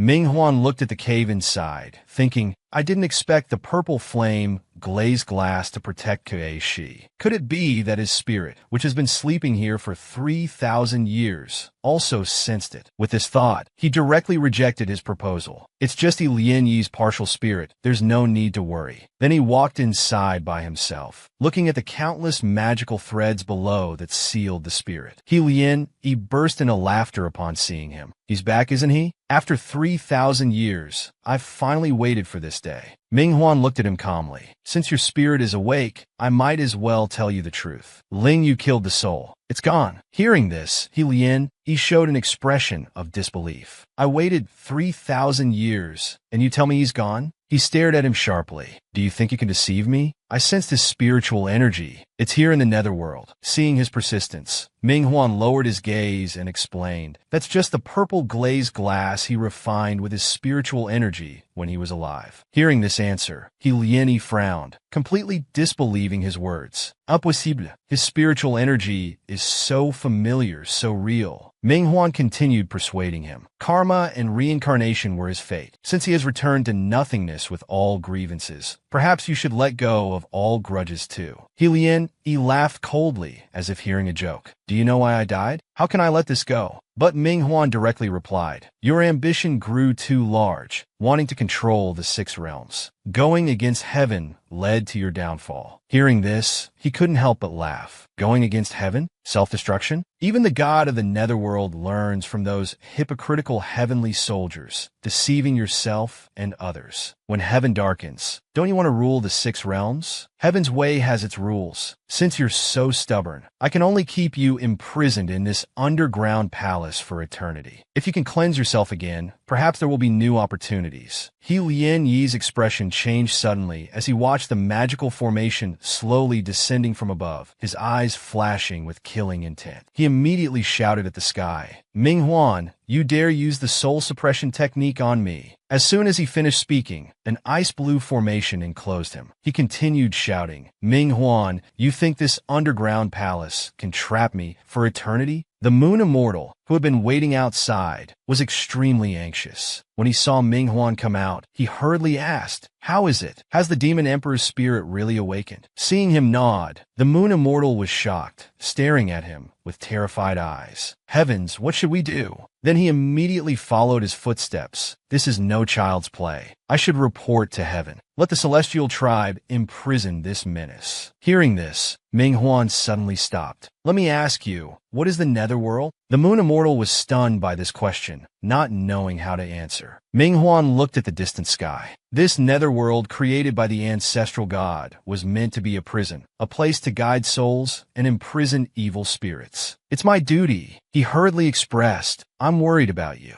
You don't have to bear this alone. You can let the celestial tribe handle it. Keeping him imprisoned in the underground palace might not bring peace in the future." Ming Huan turned to look at him. "I've already confined him with the ancient soul suppression technique. As long as I live, his spirit can never leave the 9 Netherworld Palace." Hearing this, the Moon Immortal's eyes widened in shock. "You sealed the 9 Netherworld? The soul suppression technique already drains spiritual power greatly. Back then, you already damaged your spirit for Ling Yu." Before he could finish, Ming Huan interrupted him. "My decision is final." The Moon Immortal immediately fell silent, knowing further persuasion would be futile. After a while, Ming Huan's voice rang out. "I'm going to check on Kuei-shi. You should go back too. If anything happens, just send a message. No need to come in person. The Netherworld realm never has sunlight, but under those towering canopies above, surprisingly no one felt uncomfortable. Just like our most handsome protagonist, Ming Huan rushed to the sleeping chamber, anxiously checking on Kuei-shi's injuries. Unexpectedly, little Kuei-shi was already gone from the bed, leaving only the red blanket lying lonely on the bed. Kuei-shi walked while praising Lan Lan's skillful hands. Lan Lan followed behind, hesitating to speak. "The king ordered that you, consort, shouldn't leave Yuyun Palace." Kuei-shi opened the jade pendant in his hand. "I'm just returning this to its rightful place. I'll leave after putting it back." Why did this jade pendant resonate with me? I feel the answer lies within the Phantom Palace. The two quietly arrived at the Phantom Palace. Kuei-shi carefully surveyed the surroundings. "There are many rooms here. Let's look inside." Kuei-shi found this palace very strange. Built so magnificently, yet uninhabited. Ming Huan forbids people from approaching. This palace must hide some secrets. The two slowly walked to the innermost part. Kuei-shi became even more cautious in checking for mechanisms. Unexpectedly, there was a door ahead. He walked past Lan Lan straight ahead, stopping only at the door. Then he pushed hard, discovering the wooden door pattern. Just as he was about to turn away, the wooden door suddenly made a clicking sound and opened slightly by itself. So he stepped inside without hesitation, discovering an extremely luxurious interior. Several wisps of white fragrance were faintly visible in the air. Kuei-shi was suddenly attracted by this pleasant floral scent and began speculating internally. The original owner of this place must have been a woman. Through the layers of gauze curtains, a painting hung on the wall. Kuei-shi walked straight toward it without taking his eyes off, stopping in front of this enormous painting. This large painting caught his attention and stirred something within him. He could only stare intently to observe the details. And it was painted a beautiful woman in pink clothing. Upon closer inspection, one would notice this woman looked like himself. The figure in the painting was lifelike. Even the accessories were exceptionally beautiful,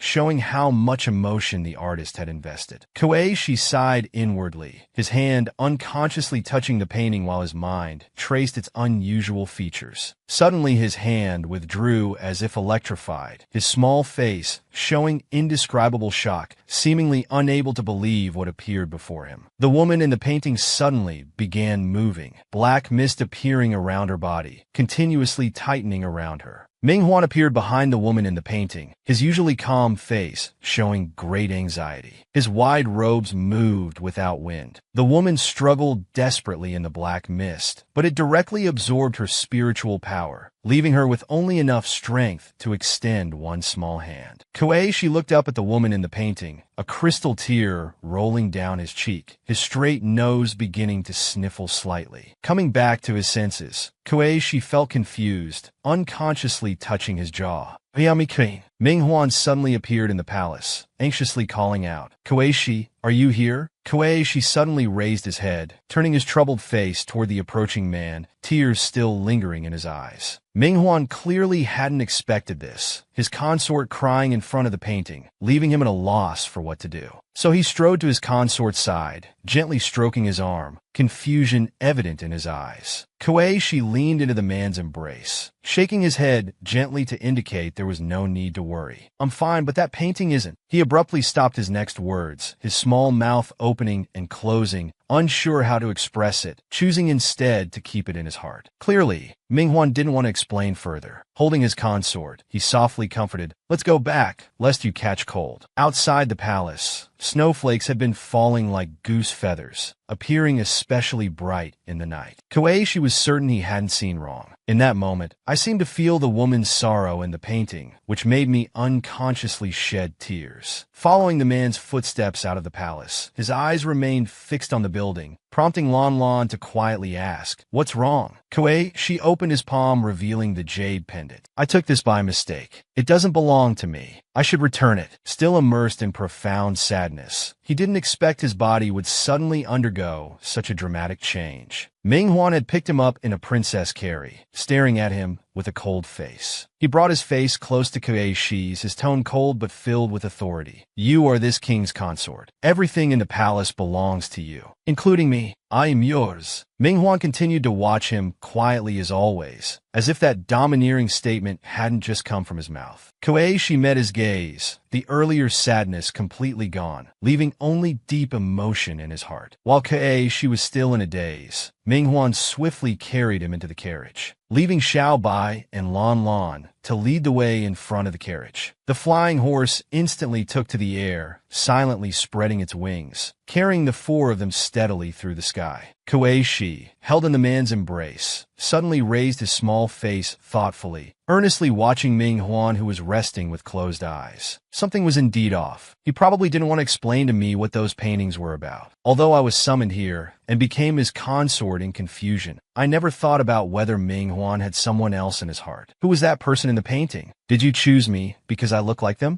Meanwhile, Minghuan sat quietly beside him, supporting his right cheek with one hand, lost in his own thoughts. Koeishi blinked in confusion, and just as he was about to wake the man beside him, he was suddenly pulled over. Minghuan held him in his arms, chuckling softly. "Is there another spouse in this world like you? Staring at your husband until you're in a daze." Seeing Koeishi so stunned in his arms, he developed a slight mischievous intent, curling his lips as he slowly leaned down. Koeishi's face instantly turned red, hurriedly covering Minghuan's mouth with his hand. "I was just thinking about something. Don't be so full of yourself." Minghuan grabbed his extended hand. "But the Six Realms aren't peaceful lately. Promise me you won't leave the Yu Yun Palace." Koeishi's mental radar immediately started beeping. He thought, does he not want me to discover the secret of the Phantom Palace? Though he was gradually becoming certain in his heart, his expression remained unchanged. Several days later at the Yu Yun Palace, there was no disturbance outside, only scattered starlight floating in the sky. Koeishi sat in the luxurious palace, gazing longingly at the scenery outside, his small hands lightly tapping the handle below. Minghuan hadn't come for several days. He surely wouldn't appear tonight either. He was indeed avoiding me. His beloved king was standing outside the door with a resourceful Xiao Bai beside him. But in the end, he still didn't push open the door. Xiao Bai tilted his head in confusion, looking at the king with puzzled eyes, seeming to silently question what had happened. Minghuan suddenly turned around, no longer considering whether to open the door, and quickly left with Xiao Bai.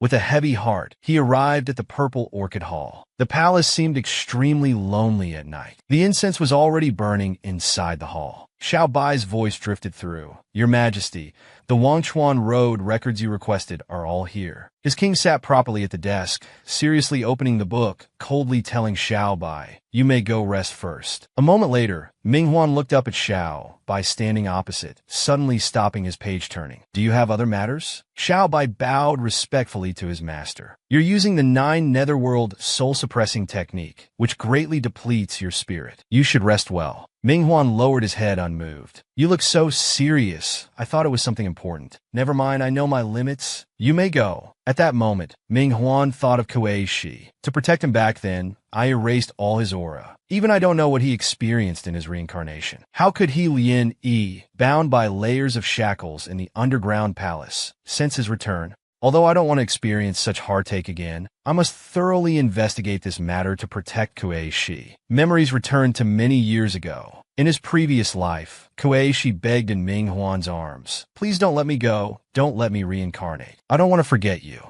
Minghuan had promised Koeishi then, "Don't worry, I won't forget you. Even after 10,000 years, I'll find a way to find you." Koeishi didn't want to forget Minghuan at all. Only when he cupped his cheeks and kissed him did he barely accept this fate. Unexpectedly, just after he accepted it in his heart, he instantly vanished before Ming Huan's eyes, leaving only air in the man's hands. Ming Huan sat there dumbfounded, his hands still positioned as if holding the woman. Suddenly, two beads appeared before his eyes, one left and right, one up and down, flickering with pink and white light. Ming Huan was reviewing his previous memories. He indeed discovered the difference in these two beads. That was the aura of the Chaos Lock. I was too grief-stricken then to notice what the Demon Emperor had done to Keishi. The Chaos Lock must have entered his meridians along with the puppet's reincarnation. To find this Chaos Lock within the puppet's body, he doesn't fully trust me yet. Unity of spirit and flesh, how difficult it is. The night in Yu Yun Palace was extremely quiet, with only red lanterns swaying in the wind. Ming Huan quietly entered the palace, reaching out to touch the sleeping puppet. The puppet was clearly in deep sleep, unaware of the man beside him who was watching intently. Just as Ming Huan was about to lean down and kiss his lips, the woman beneath him half opened her eyes and confusedly called Ming Huan's name. Ming Huan no longer cared whether the other was still angry. The words Chaos Lock floating in his mind compelled him to kiss the woman's lips.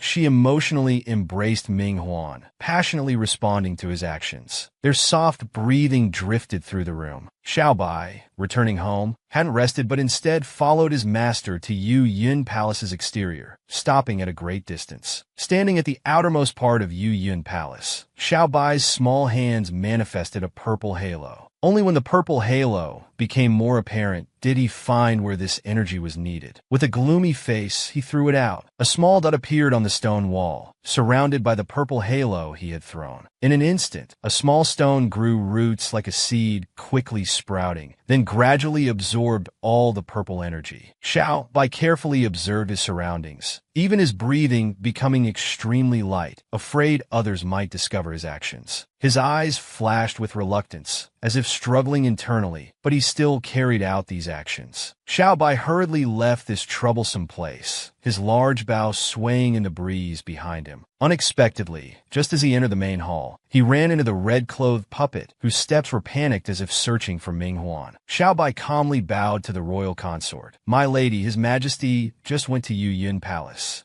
She was stunned upon hearing this, blinking as if disbelieving these words. "But when I woke up at midnight, he hadn't come to Yu Yun Palace." Meanwhile in Yu Yun Palace, the ghostly she embraced the man's neck, breathing softly against him with emotion. Unexpectedly, Ming Huan suddenly struck, his slender fingers directly gripping his neck, causing him to close one eye in pain. "I knew you would appear when I came. Who exactly are you?" His grip on the ghost's hand didn't loosen, but rather gradually increased in pressure. The ghost frowned in displeasure, her small hands struggling to break free from his grip. "Ming Huan, aren't you afraid of really hurting him?" Ming Huan completely disregarded this threat, continuing to grip the ghost's neck tightly. "You should look at where you really are." The ghost suddenly came to its senses, opening its eyes to carefully observe the surroundings. Indeed, it discovered something. The chaotically swirling blue spiritual energy revealed this was the center of the Nine Abyss illusion. Ming Huan responded faintly. "That's right, you're not the only one who can create illusions. To protect him, I've separated you from his consciousness and imprisoned you here." The ghost kept sighing at the man. "You really would do anything for him." However, using both the Nine Abyss soul-suppressing technique and Nine Abyss illusion simultaneously, can you really master both perfectly? Ming Huan hadn't considered these things. His spiritual energy was nearly depleted, but for the world and Kuei-shi, he was willing to do so. The ghost before him transformed into butterflies again. "Even you will lose focus on one while attending to the other. Otherwise, why couldn't you protect him in his previous life?" Ming Huan slowly awakened in the Nine Abyss illusion, lying exhausted on the bed, his silver hair scattered carelessly beside him. He seemed to be pondering the meaning of these words, regretting his own inadequacies, then slowly sat up. Coincidentally, the door was suddenly pushed open with a click that echoed through the empty bedroom.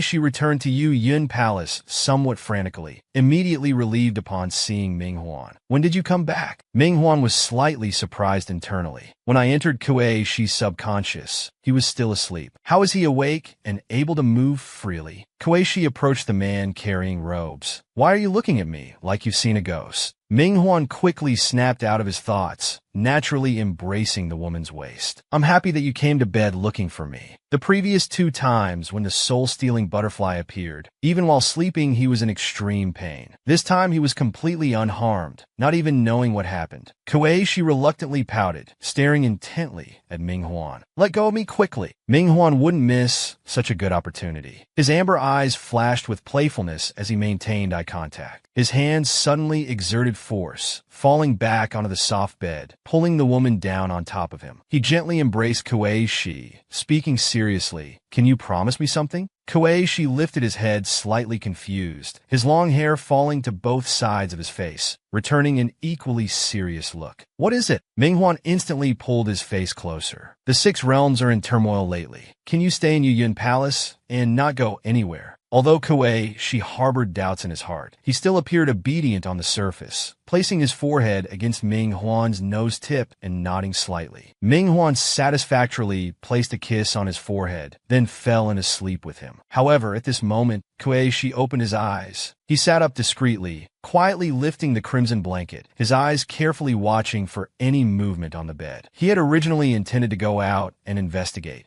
but found the sleeping man on the bed too handsome, ending up sitting beside him observing for a long time. After a moment, Kuei Shi finally came to his senses with a troubled expression. Your restriction on my movement, is it to protect me or to prevent me from discovering your secrets? These 2 possibilities weighed on his mind. So when he looked back at Ming Huan's sleeping face, he felt a sense of displeasure. Outside the window, starlight flickered through the moonlight, gently illuminating the entire palace through the gauze windows. Kuei Shi was bathed in this streak of starlight, making his already fair complexion appear even paler. His eyes contained many unspoken thoughts. Ming Huan suddenly awoke from his sleep on the bed, frowning as he looked at the woman on the small bed, lost in thought about something. He stared intently at Kuei Shi's back, apologizing in his heart. I'm sorry for hiding things from you. It's to protect you better. Kuei Shi was unaware of his thoughts, gazing at the night view through starlight, like a golden bird trapped in a gilded cage. She, who had awakened at some unknown time, didn't know when he had fallen asleep on the bed. So when he quietly sat up, his small hand touched where the man had slept, immediately feeling traces of warmth. He lowered his head to examine the soft bed beside him. Ming Huan's faint fragrance lingered on the pillow, along with traces of his body heat. Lon Lon suddenly pushed open the door with clothes in hand, very happy. My lady is finally awake. Let me help you freshen up. Kuei, she was already sitting at the dressing table, letting Lon Lon dress him, his waterfall of long hair cascading to his waist. Lon Lon thoughtfully arranged her lady's hair. The king said your complexion outshines snow. This color will surely look beautiful on you. These clothes were specially made for you. This suddenly triggered her memories. The woman in that painting wore these same clothes. She couldn't help but snort coldly in suspicion. Lon Lon continued chattering beside her lady. The king personally oversees all aspects of the queen's daily life. He's so good to you. Kuei, she gazed at himself in the mirror, the ornaments on both sides swaying with movement. Why do I look less like myself now? Lon Lon was so absorbed in grooming her lady that she momentarily missed her comment. When she tried to inquire further, her lady no longer responded. The beautifully dressed golden bird didn't go out, instead lying again on the window couch, sighing deeply with low spirits. While Lon Lon was lighting incense for her lady, she spoke without pause. I'm just concerned about you feeling confined. Kuei, she never imagined that she, a modern independent woman, would become a caged bird, not only losing freedom, but experiencing such conflicting, bitter emotions. Lon Lon stood nearby looking outside, excitedly calling out, My lady, if you're feeling confined, we could visit the Lu Yu Yuan in the back garden. Not knowing there was a back garden in the palace, the puppet happily turned around, repeating the phrase questioningly. Lon Lon explained with a smile, Lu Yu Yuan is behind the king's study where he handles state affairs. If the king finishes his work, you could have lunch together. Kuei, she suddenly showed some interest. Lu Yu Yuan? How did I not know about all these places before? Lan Lan looked at her lady eagerly. Lu Yu Yuan is magical. Every summer solstice, the garden suddenly bursts into full bloom, remaining cool and pleasant even in the height of summer. Lan Lan suddenly paused for a few seconds. But every mid-autumn night, all the blooming flowers and plants instantly wither, leaving the courtyard desolate. At such times, the king orders Lu Yu Yuan to be locked up, forbidding anyone from entering. This strange phenomenon was truly peculiar. The puppet reclining on the soft couch took a breath, eager to see the back garden scenery. So she instructed Lan Lan to lead the way. A white halo suddenly flashed, and the puppet was the first to step inside. The garden was filled with spring warmth and blooming flowers, exactly as Lan Lan had described. Seeing it in person was even more shocking. By reason, many flowers should still be blooming during mid-autumn. Why would all the garden's flowers and plants wither? To think such a beautiful place was just within reach. Xinshui Palace has snow like falling flowers, while here flowers fall like snow. Lan Lan gestured ahead. There's a pavilion there. My lady, please rest there while I prepare some tea and snacks. I'll be back soon. Thousands of flowers bloomed brilliantly around the pavilion, competing to shine in their glory. Koichi was completely satisfied with the scenery of this place. Even the air was filled with flower fragrance. Such sunlight is long overdue. Just as she was about to excitedly recite a poem, a sudden exclamation came from behind. Yusha, is it really you? Koichi instantly became alert, quickly turning to look at the newcomer. But the woman before him was unfamiliar. Who are you? The beautiful girl in red dress unhesitatingly patted her chest, shouting happily at Yusha. I'm Fei Chun. Don't you remember? Koichi strangely glanced at the beautiful girl behind him. He murmured this woman's name, but there was no trace of her in his memories. So he politely stood up and gave the beautiful girl an apologetic smile. I really don't know you. Miss, you've mistaken me for someone else. Fei Chun burst into hearty laughter, her small hand friendly patting the other's shoulder. Koichi quickly twisted away. You really have the wrong person. Fei Chun stopped in utter confusion, staring unblinkingly at the identical face before her. You're really not Lin Yusha? Koichi could only wave his small hand. I don't know any Lin Yusha. Yim Guiti. The following words got stuck in his throat. In his heart, he was frantically complaining about how to explain his melodramatic transmigration to others. Fei Chun had initially believed him that he wasn't Lin Yusha, but upon seeing the ornament at his waist, she became extremely excited. Isn't this the purple mist glass? If you're really not Lin Yusha, how did this purple mist glass end up with you? Koichi seriously defended himself. This jade pendant wasn't originally mine.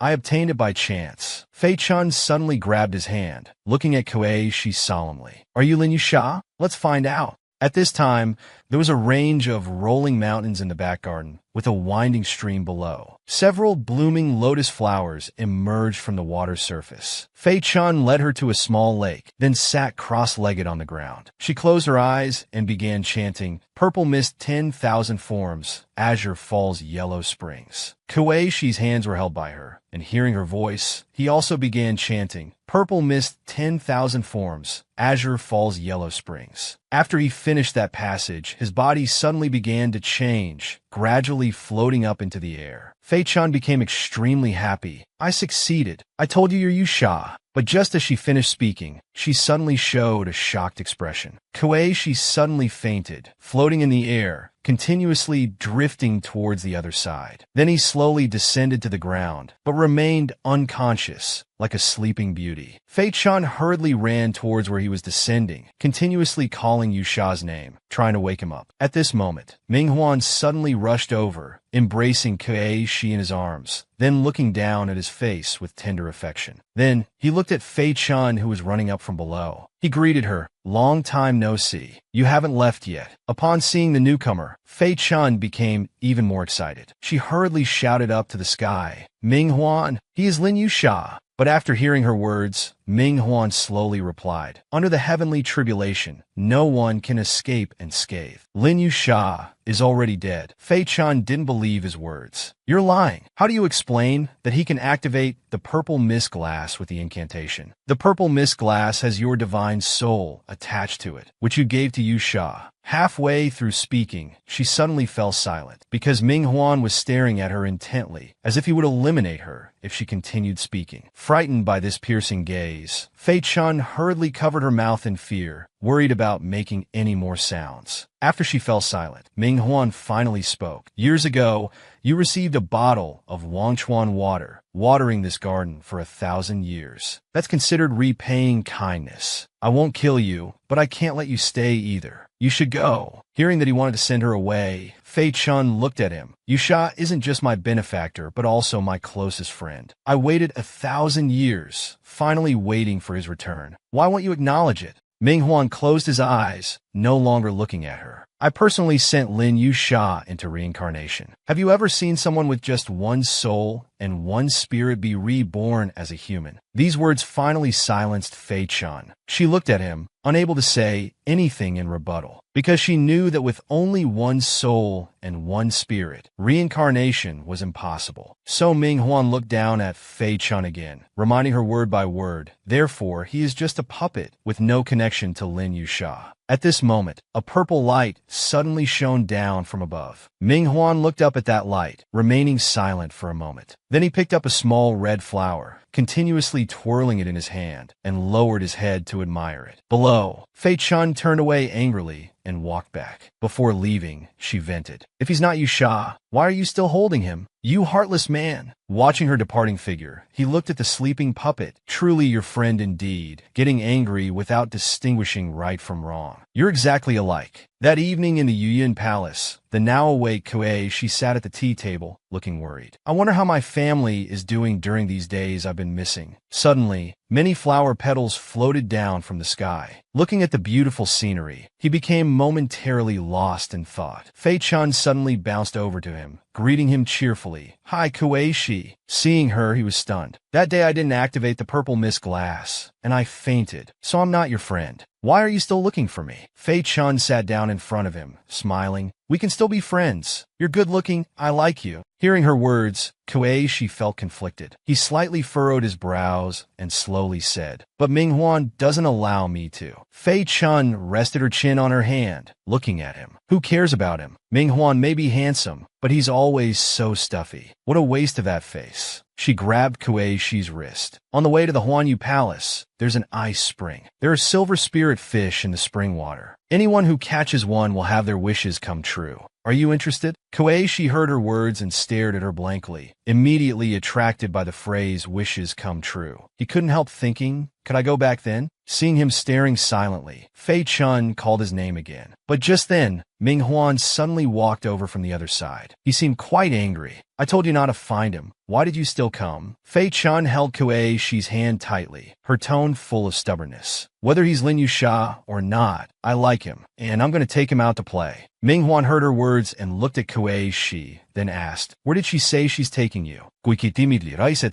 She said she'd take me to the crystal spring to catch spirit fish. Can I go? Seeing he seemed bored staying indoors, Ming Huan nodded. That spring is near the Huanyu Palace. You can go if you want. Hearing his quick approval, Kuei-shi became excited and stood up immediately. Great, then I'll go with Fei Chun to take a look. But Ming Huan was still worried about his safety and called out to both of them. Wait, let me have Xiao Bai drive you there. Unexpectedly, Fei Chun pulled Kuei-shi up and headed out. Always either sitting in carriages or confined in rooms, he must be suffocating. I'll walk with him. I promised to bring Kuei-shi back before dinner. After they left, Ming Huan closed his eyes and cast a spell, still unable to suppress his worry. Even though it was close to Yuyun Palace, he couldn't let his guard down. Then, a white star emerged from Yuyun Palace and flew quickly into the sky. At this time, the Moon Immortal had somehow walked over, standing behind him with crossed arms. Seeing him cast the spell, he couldn't help teasing, "You're really too worried about him." Hearing the voice, Ming Huan immediately turned around. "You're here." The Moon Immortal, seeing his cold expression, became instantly irritated. "You asked me to come, I came, and now you're giving me this face? I must really owe you something." But after his complaint, Ming Huan remained cold-faced, not saying a single extra word. Seeing this, he stopped arguing and asked, "Why did you call me here? If you have something to say, just say it." Ming Huan looked at the night scenery outside. After a while, he slowly said, "I need to go into seclusion for a while." The Moon Immortal was stunned by his words, staring at his back, not knowing what to say. After quietly watching him for a moment, he suddenly noticed something and urgently asked, "What's wrong with you? Why has your spiritual essence become so weak?" Ming Huan quickly insisted he was fine. "But during my seclusion, I need you to look after Koeishi. The Moon Immortal was shocked by this request. No kofter kuiki. Surprised by such a request, he looked seriously at the person before him. How long will your seclusion take? Minghuan maintained his calm expression, looking into the distance again, and replied, It's uncertain for now. Hearing this, the Moon Immortal immediately walked behind him. But because you've been using the 9 Nether Forbidden technique repeatedly, you've depleted too much energy. I told you, you can't keep pushing yourself like this. But he showed no reaction, only helplessly stating, I have no choice. Even if it takes all my strength, I must protect him completely in this life. Seeing his persistence, the Moon Immortal could only sigh. Such a romantic. Fine, I'll protect Koeishi while you're in seclusion. Hearing his agreement, Minghuan finally felt relieved. He told him, He Lian Yi's spirit has awakened in the underground palace. Even with your protection, he's not safe alone in the netherworld. Thinking of this, he turned to face him and directly suggested, Why not take him to the celestial realm? This shocked the Moon Immortal, who stared with wide eyes and shouted, Have you gone mad? How can someone of his identity be in the celestial realm? Before he could continue, Minghuan directly explained the solution. His identity doesn't need to be exposed in the celestial realm. Use the eye beads to let him blend into your palace.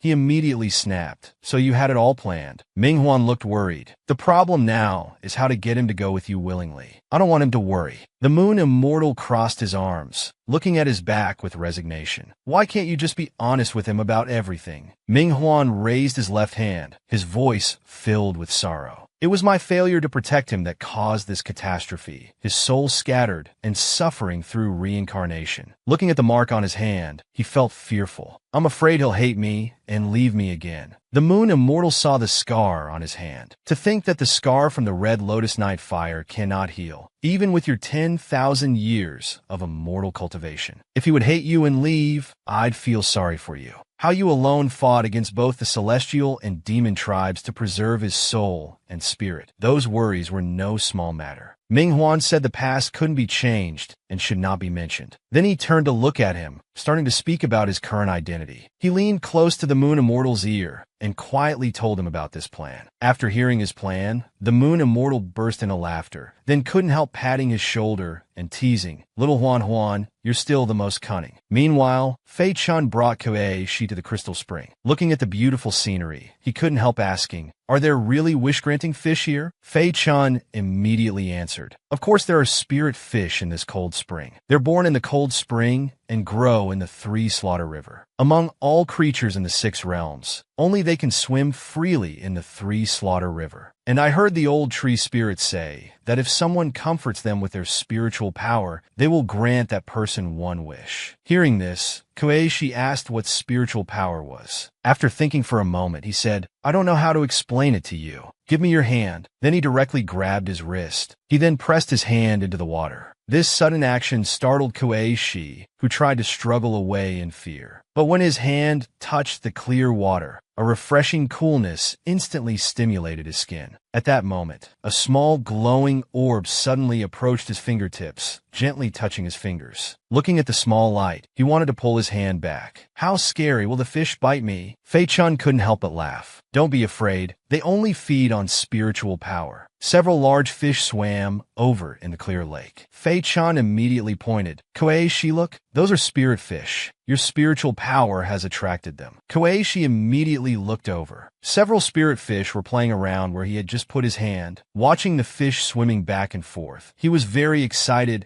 and could hardly believe that he, a human, could possess spiritual power.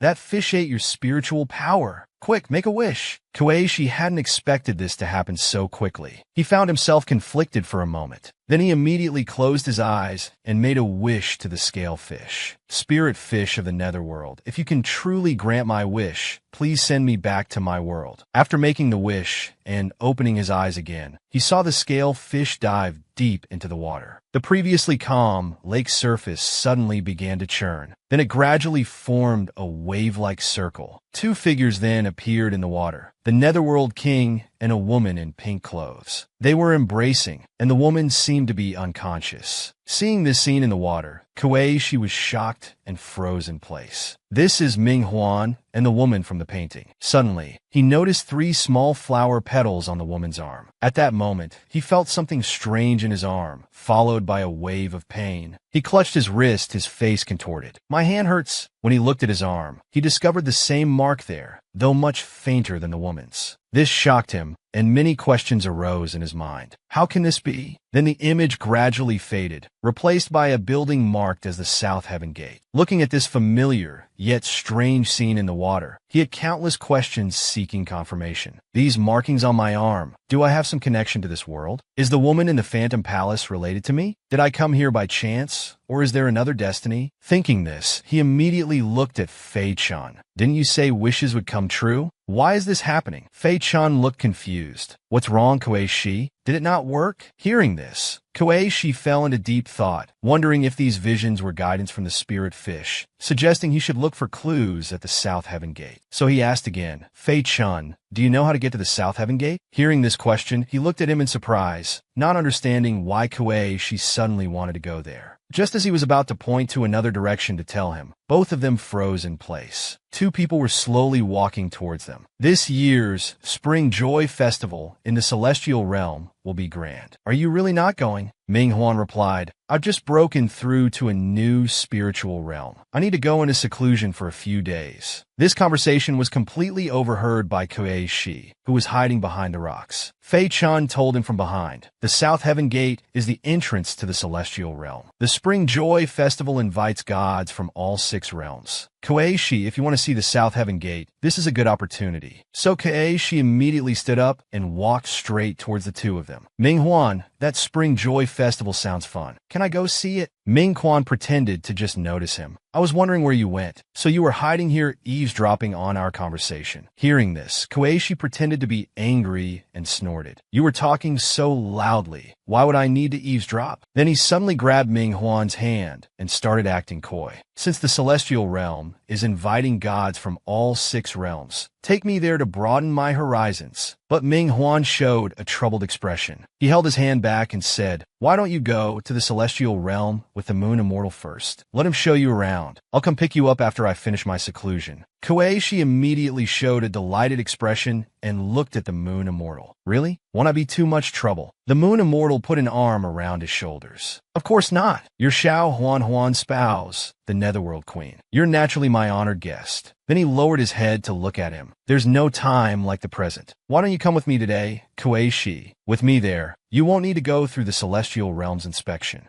Ming Huan, seeing their behavior, couldn't help but cough loudly. At that moment, a white-pink carriage appeared in the sky. The Moon Immortal's voice became urgent. The carriage is here, let's hurry. After the carriage landed, he immediately tried to get him to board. Koichi looked back helplessly. Shouldn't I at least pack some luggage? He quickly replied, no need. The Celestial Realm has everything. Just tell me if you need anything. I'll prepare it for you. I guarantee it'll be better than what Xiao Huan gives you. Then he directly picked him up. Fei-chan stepped forward and waved at them. Moon Immortal, take good care of our Koichi. Don't worry. I'll make sure to return Koichi plump and well-fed. Then he started the carriage, which flew into the sky and gradually disappeared into the distance. After they left, Ming Huan finally couldn't hold on anymore. He fell to his knees, clutching his chest, breathing heavily. Seeing him like this, Fei-chan walked up and looked at him with concern. How did the mighty Netherworld King end up in such a state? Hearing this question, Ming Huan remained kneeling and said, I'm fine. Thank you for your help. Surprised that the Netherworld King would thank him, Fei-chan became embarrassed and snorted. Who needs your thanks? I did it for you, Sha. Meanwhile, Koichi, sitting obediently in the carriage, suddenly realized something. Something feels off. Ming Huan previously told me not to wander around. How did he agree so easily today to let me go to the Celestial Realm? Then he looked at the Moon Immortal. The Moon Immortal rested his chin on his hand, gazing at the sky outside. Wasn't it you who wanted to come? He always fulfills what you want to do, including 1,000 years ago. He suddenly fell silent. But Koichi had heard these words. He frowned and stared at him, asking what happened 1,000 years ago. The Moon Immortal continued looking outside, his expression particularly calm. Nothing. Even if you want to know, you shouldn't ask me. These words left Koichi speechless. Soon the carriage was approaching its destination. A blurry structure appeared in the clouds ahead. The moon immortal immediately began casting a spell. He joined 2 fingers together, closed his eyes, and started chanting an incantation. Light appeared at his fingertips. Then, he directly touched this light to Koichi's forehead. Faced with this sudden action, he was very confused and hurriedly asked what he was doing. As soon as he spoke, he felt energy coursing through his body. Then suddenly he began to shrink slowly. He immediately shouted, "What did you do to me?" The moon immortal calmly explained, "Just a simple illusion spell. If anyone asks, say you're a small spirit with spiritual roots that I brought back from the mortal realm to be my disciple. It's not as comfortable and carefree as the paradise Ming Huan created for you. Be careful with your words and actions in the celestial realm." Then he drove the carriage towards the celestial realm in the clouds. Soon, their carriage arrived at the gates of the celestial realm. Passing through a white gate, Koichi, now transformed into a small spirit, immediately pressed against the window to look. "That's the South Heaven Gate." Then he looked at the moon immortal inside the carriage. "I want to go to the South Heaven Gate." Hearing this, he opened his eyes. "You woman, how your mood changes like the wind and rain." Seeing his refusal, Koichi immediately started making a fuss. "I don't care. I must go see the South Heaven Gate." Seeing his behavior, he hurriedly agreed. So, he drove the carriage to take him to the South Heaven Gate. Watching Koichi's tiny figure crouching at the entrance of the South Heaven Gate, the moon immortal showed a confused expression. "My lady, why did you insist on coming here?" Koichi looked around here and there, making confused sounds. "There's nothing here anymore." So he walked forward and asked what he was looking for. Just then, a group of soldiers suddenly marched past. Seeing Koichi crouching there, they shouted, "Move!" and knocked him flying. The moon immortal saw this and shouted, "Koichi, watch out!" then hurriedly went forward to catch him. But unexpectedly, the moon immortal was bumped by them, making him lose his balance and stumble. Angrily, he pointed at the marching group of soldiers. "How dare you bump into this immortal?" But before he could finish speaking, he lost his balance and fell over the railing. This sudden accident left him dumbfounded, his limbs stiff, eyes rolling back, screaming in terror. Meanwhile, Koichi fell directly onto the ground. The pain from the impact made him cry out in agony. After getting up, he anxiously searched for the moon immortal's figure. But now he was just an ordinary person without spiritual power and could only worry helplessly. Suddenly, a soldier took a great leap towards that direction and jumped down along the railing. Then, he grabbed the moon immortal's slender waist and pulled him close. Surprised that someone would jump down to save him, he was deeply moved. But when he saw the person's face, he was stunned. The soldier before him had thick eyebrows and large eyes, with amber pupils staring at him unblinkingly. Then the soldier lifted him up, carrying him princess style in his arms. They slowly rose back to the South Heaven Gate. After landing on the ground, the moon immortal stared at him intently, hurriedly thanking him. "Young brother, your skills are impressive, truly promising." But as soon as he finished speaking, the person holding him suddenly threw him to the ground with a thud. His face immediately scrunched up in pain. He wailed in agony. Then he angrily widened his eyes, pointing his left finger. "How dare you be so rude? Who exactly are you?"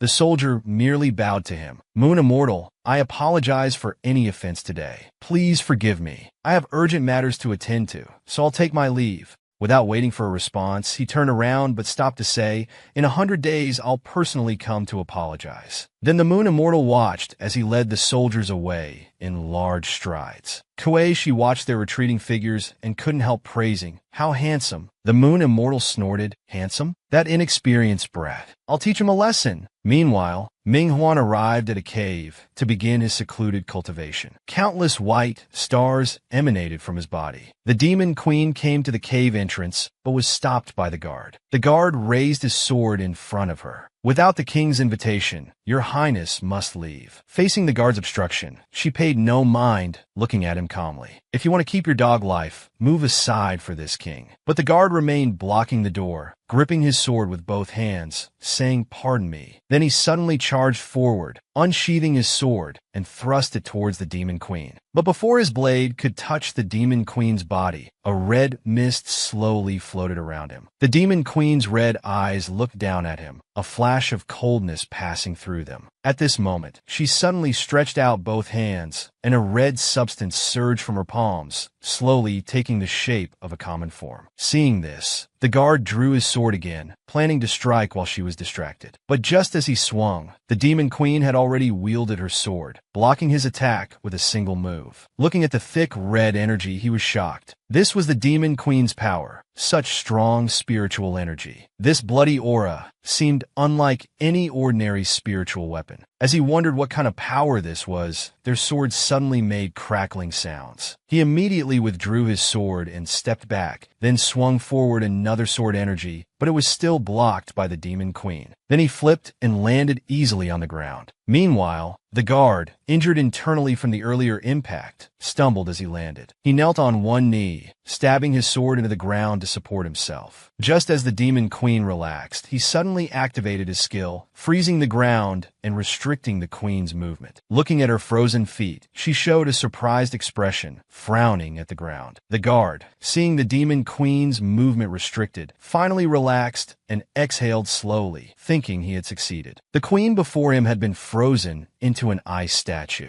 He knew this wouldn't kill her, but controlling her for a while would be enough. But suddenly, she widened her eyes, as if discovering something. When she looked down, she saw one foot was controlled by red liquid emerging from the ground. Suddenly, several sword blades appeared in the air, all stabbing towards him. The demon queen's voice rang out again. "You think this little skill can trap me?" Then the demon queen, sword in hand, stabbed down at the immobilized guard. The guard had already prepared himself for death. He closed his eyes tightly, his body trembling slightly in the cold snow. Just then, a bright light appeared in the snowy night, particularly brilliant against the darkness. Upon seeing this starlight, the queen, who was about to strike the guard dead, suddenly stopped, glancing sideways at it. Suddenly, with a boom, that light burst with shocking power. Blue light instantly engulfed him. Hit by this light wave, she immediately thrust her sword into the ground below, but still slid several meters away. Then she slowly stood up, looking toward the cave entrance where the light had come from. Then a voice came from inside. "Come in." While supporting herself with the sword, she stared straight inside, shocked. This powerful spiritual energy is indeed worthy of Ming Huan. But that he could still use such high-level techniques? Could he be unharmed? Was the intelligence wrong? Meanwhile, inside the cave, Ming Huan, after using such powerful magic, suffered a backlash and couldn't help but cough up blood. Those drops of blood fell to the ground, particularly eye-catching on the white surface. The demon queen walked slowly to the innermost part, watching ahead impatiently. "I came all this way, and this is how you receive me?" Ming Huan, who had just coughed up blood, had become extremely weak. His voice was gone, unlike his previous imposing manner. The demon queen was suddenly shocked, frozen in place, looking in disbelief at the extremely weak Ming Huan. She quickly shook the worries from her mind, ran to Ming Huan's side, and examined him up and down with her small hands. "What's wrong with you?" Unexpectedly, when she touched the man's chest, a circle of runes suddenly appeared and exploded across his chest. "Indeed, the 9 Netherworld soul-suppressing technique has greatly damaged your spirit. You actually hurt yourself to protect that girl." Her hands quickly formed seals, fiery spiritual energy surging in her palms. "But I can only temporarily stabilize your chaotic spiritual energy." Ming Huan, forced to remove half his clothes to accept her help, still tried to refuse. "Leave. I can recover after meditating for several days." The demon queen ignored his protests. "Don't rush to send me away. I heard about your spirit damage. I came to give you something." She gently kissed his forehead, then pulled out a tiny box from her sleeve. "This is a secret medicine from my demon realm. In 1,000 years, I've only refined this one. It can repair your damaged spirit." Ming Huan pushed the medicine back into her hand. "I appreciate the demon queen's kindness. If there's nothing else, please leave." The demon queen frowned in displeasure, her entire face showing disapproval, too angry to speak. "I know he Lien Yi's spirit in the underground palace awakened after sensing his presence. What use is it to forcibly contain his 3-part spirit? If the spirits and other seals awaken, you can't prevent his revival in your current state." Ming Huan knew this well, but his heart always held firm, wanting to protect this life's puppet. However, the queen embraced Ming Huan. You and that wild girl are destined for tragedy. If you agree to be with me, with my help, He Lian, you will never revive. I'm willing to give up my position as Demon Queen, accompany you for eternity, live in seclusion in the Void Realm, and ignore the world's conflicts.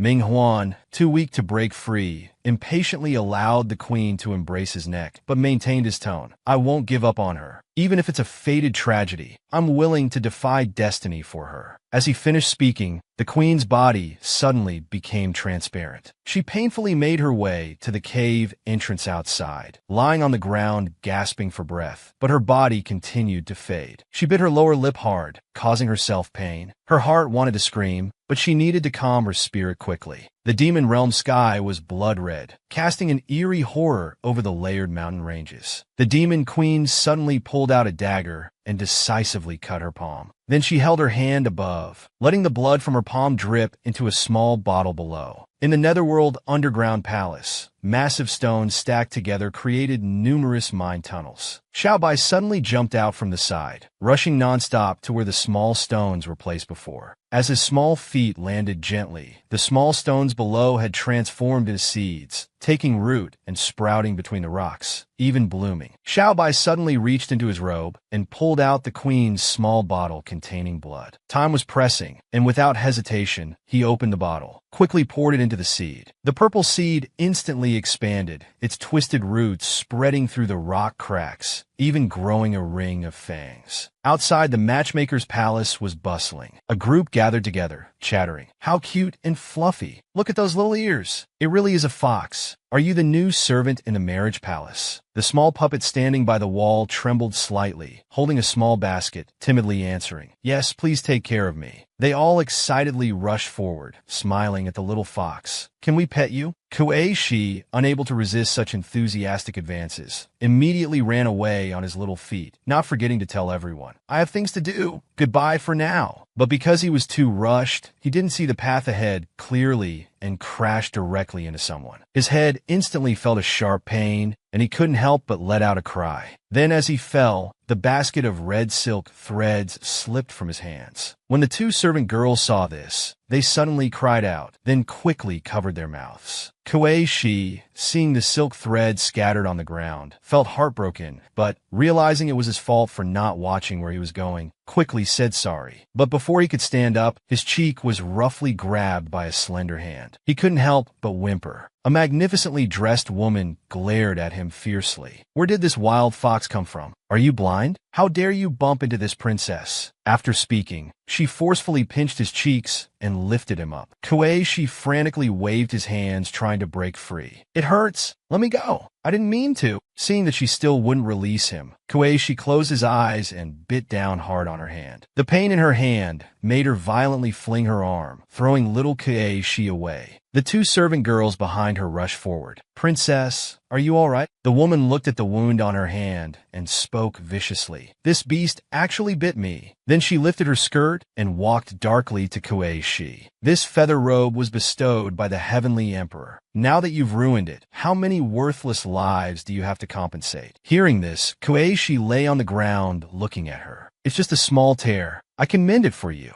The princess laughed as if hearing a joke and glared at him. You dare touch my feather rope? Seeing her attitude, Kuei Shi knew she wouldn't let this go easily and frowned at her. Then what do you want? Unexpectedly, hearing this made the princess even angrier. She pulled out a whip and cracked it on the ground. You dare ask what I want? Such a foolish beast. She raised the whip, preparing to teach him a harsh lesson. She swung the whip, wrapping it around his neck and yanking him to the side. Kuei Shi's little face immediately turned red as he made a painful sound. Seeing his suffering, the princess finally became happy. My spirit dogs could use a fox fur for warmth. I'll skin you alive as compensation for my feather robe. She violently cracked the whip again, throwing Kuei Shi to the ground. By now, Kuei Shi was covered in wounds. He quickly took out the purple glazed stone, his little face pitifully looking at it while mentally crying for help. But after calling several times, he found the purple glazed stone showed no response. This made him panic. Why isn't it responding this time? The two servant girls rushed forward to stop her. Princess, let the servants handle this. He's already badly wounded. The fur is ruined. But the princess told them all to shut up. Get lost. She raised the whip again to continue beating Kueishi. Suddenly, a voice came from behind. Princess, please show mercy. The moon immortal hurried over and bowed. Princess Qin Yin, this is my new servant. What offense has he committed to deserve such punishment? Princess Qin Yin frowned deeply. She looked at him unfavorably. Your ill-mannered servant ruined my feather robe. Are you offering to compensate for him? He quickly explained it was his disciple's momentary mistake and begged for mercy. If the princess doesn't mind, I will bring sacred silkworm thread to make you a new robe as compensation. A servant girl approached and whispered, Young master, the sacred silkworm thread is an extremely rare treasure in all 6 realms. But Princess Qin Yin remained unsatisfied. You speak so casually. By the time you get the silk, the spring festival will be over. What am I supposed to wear to perform for the heavenly emperor? Hearing this, the moon immortal didn't know what to do. But just then, the princess spoke again. However, since you're willing to compensate for your servant, it's not impossible. Seeing a chance to resolve the situation, he quickly stated,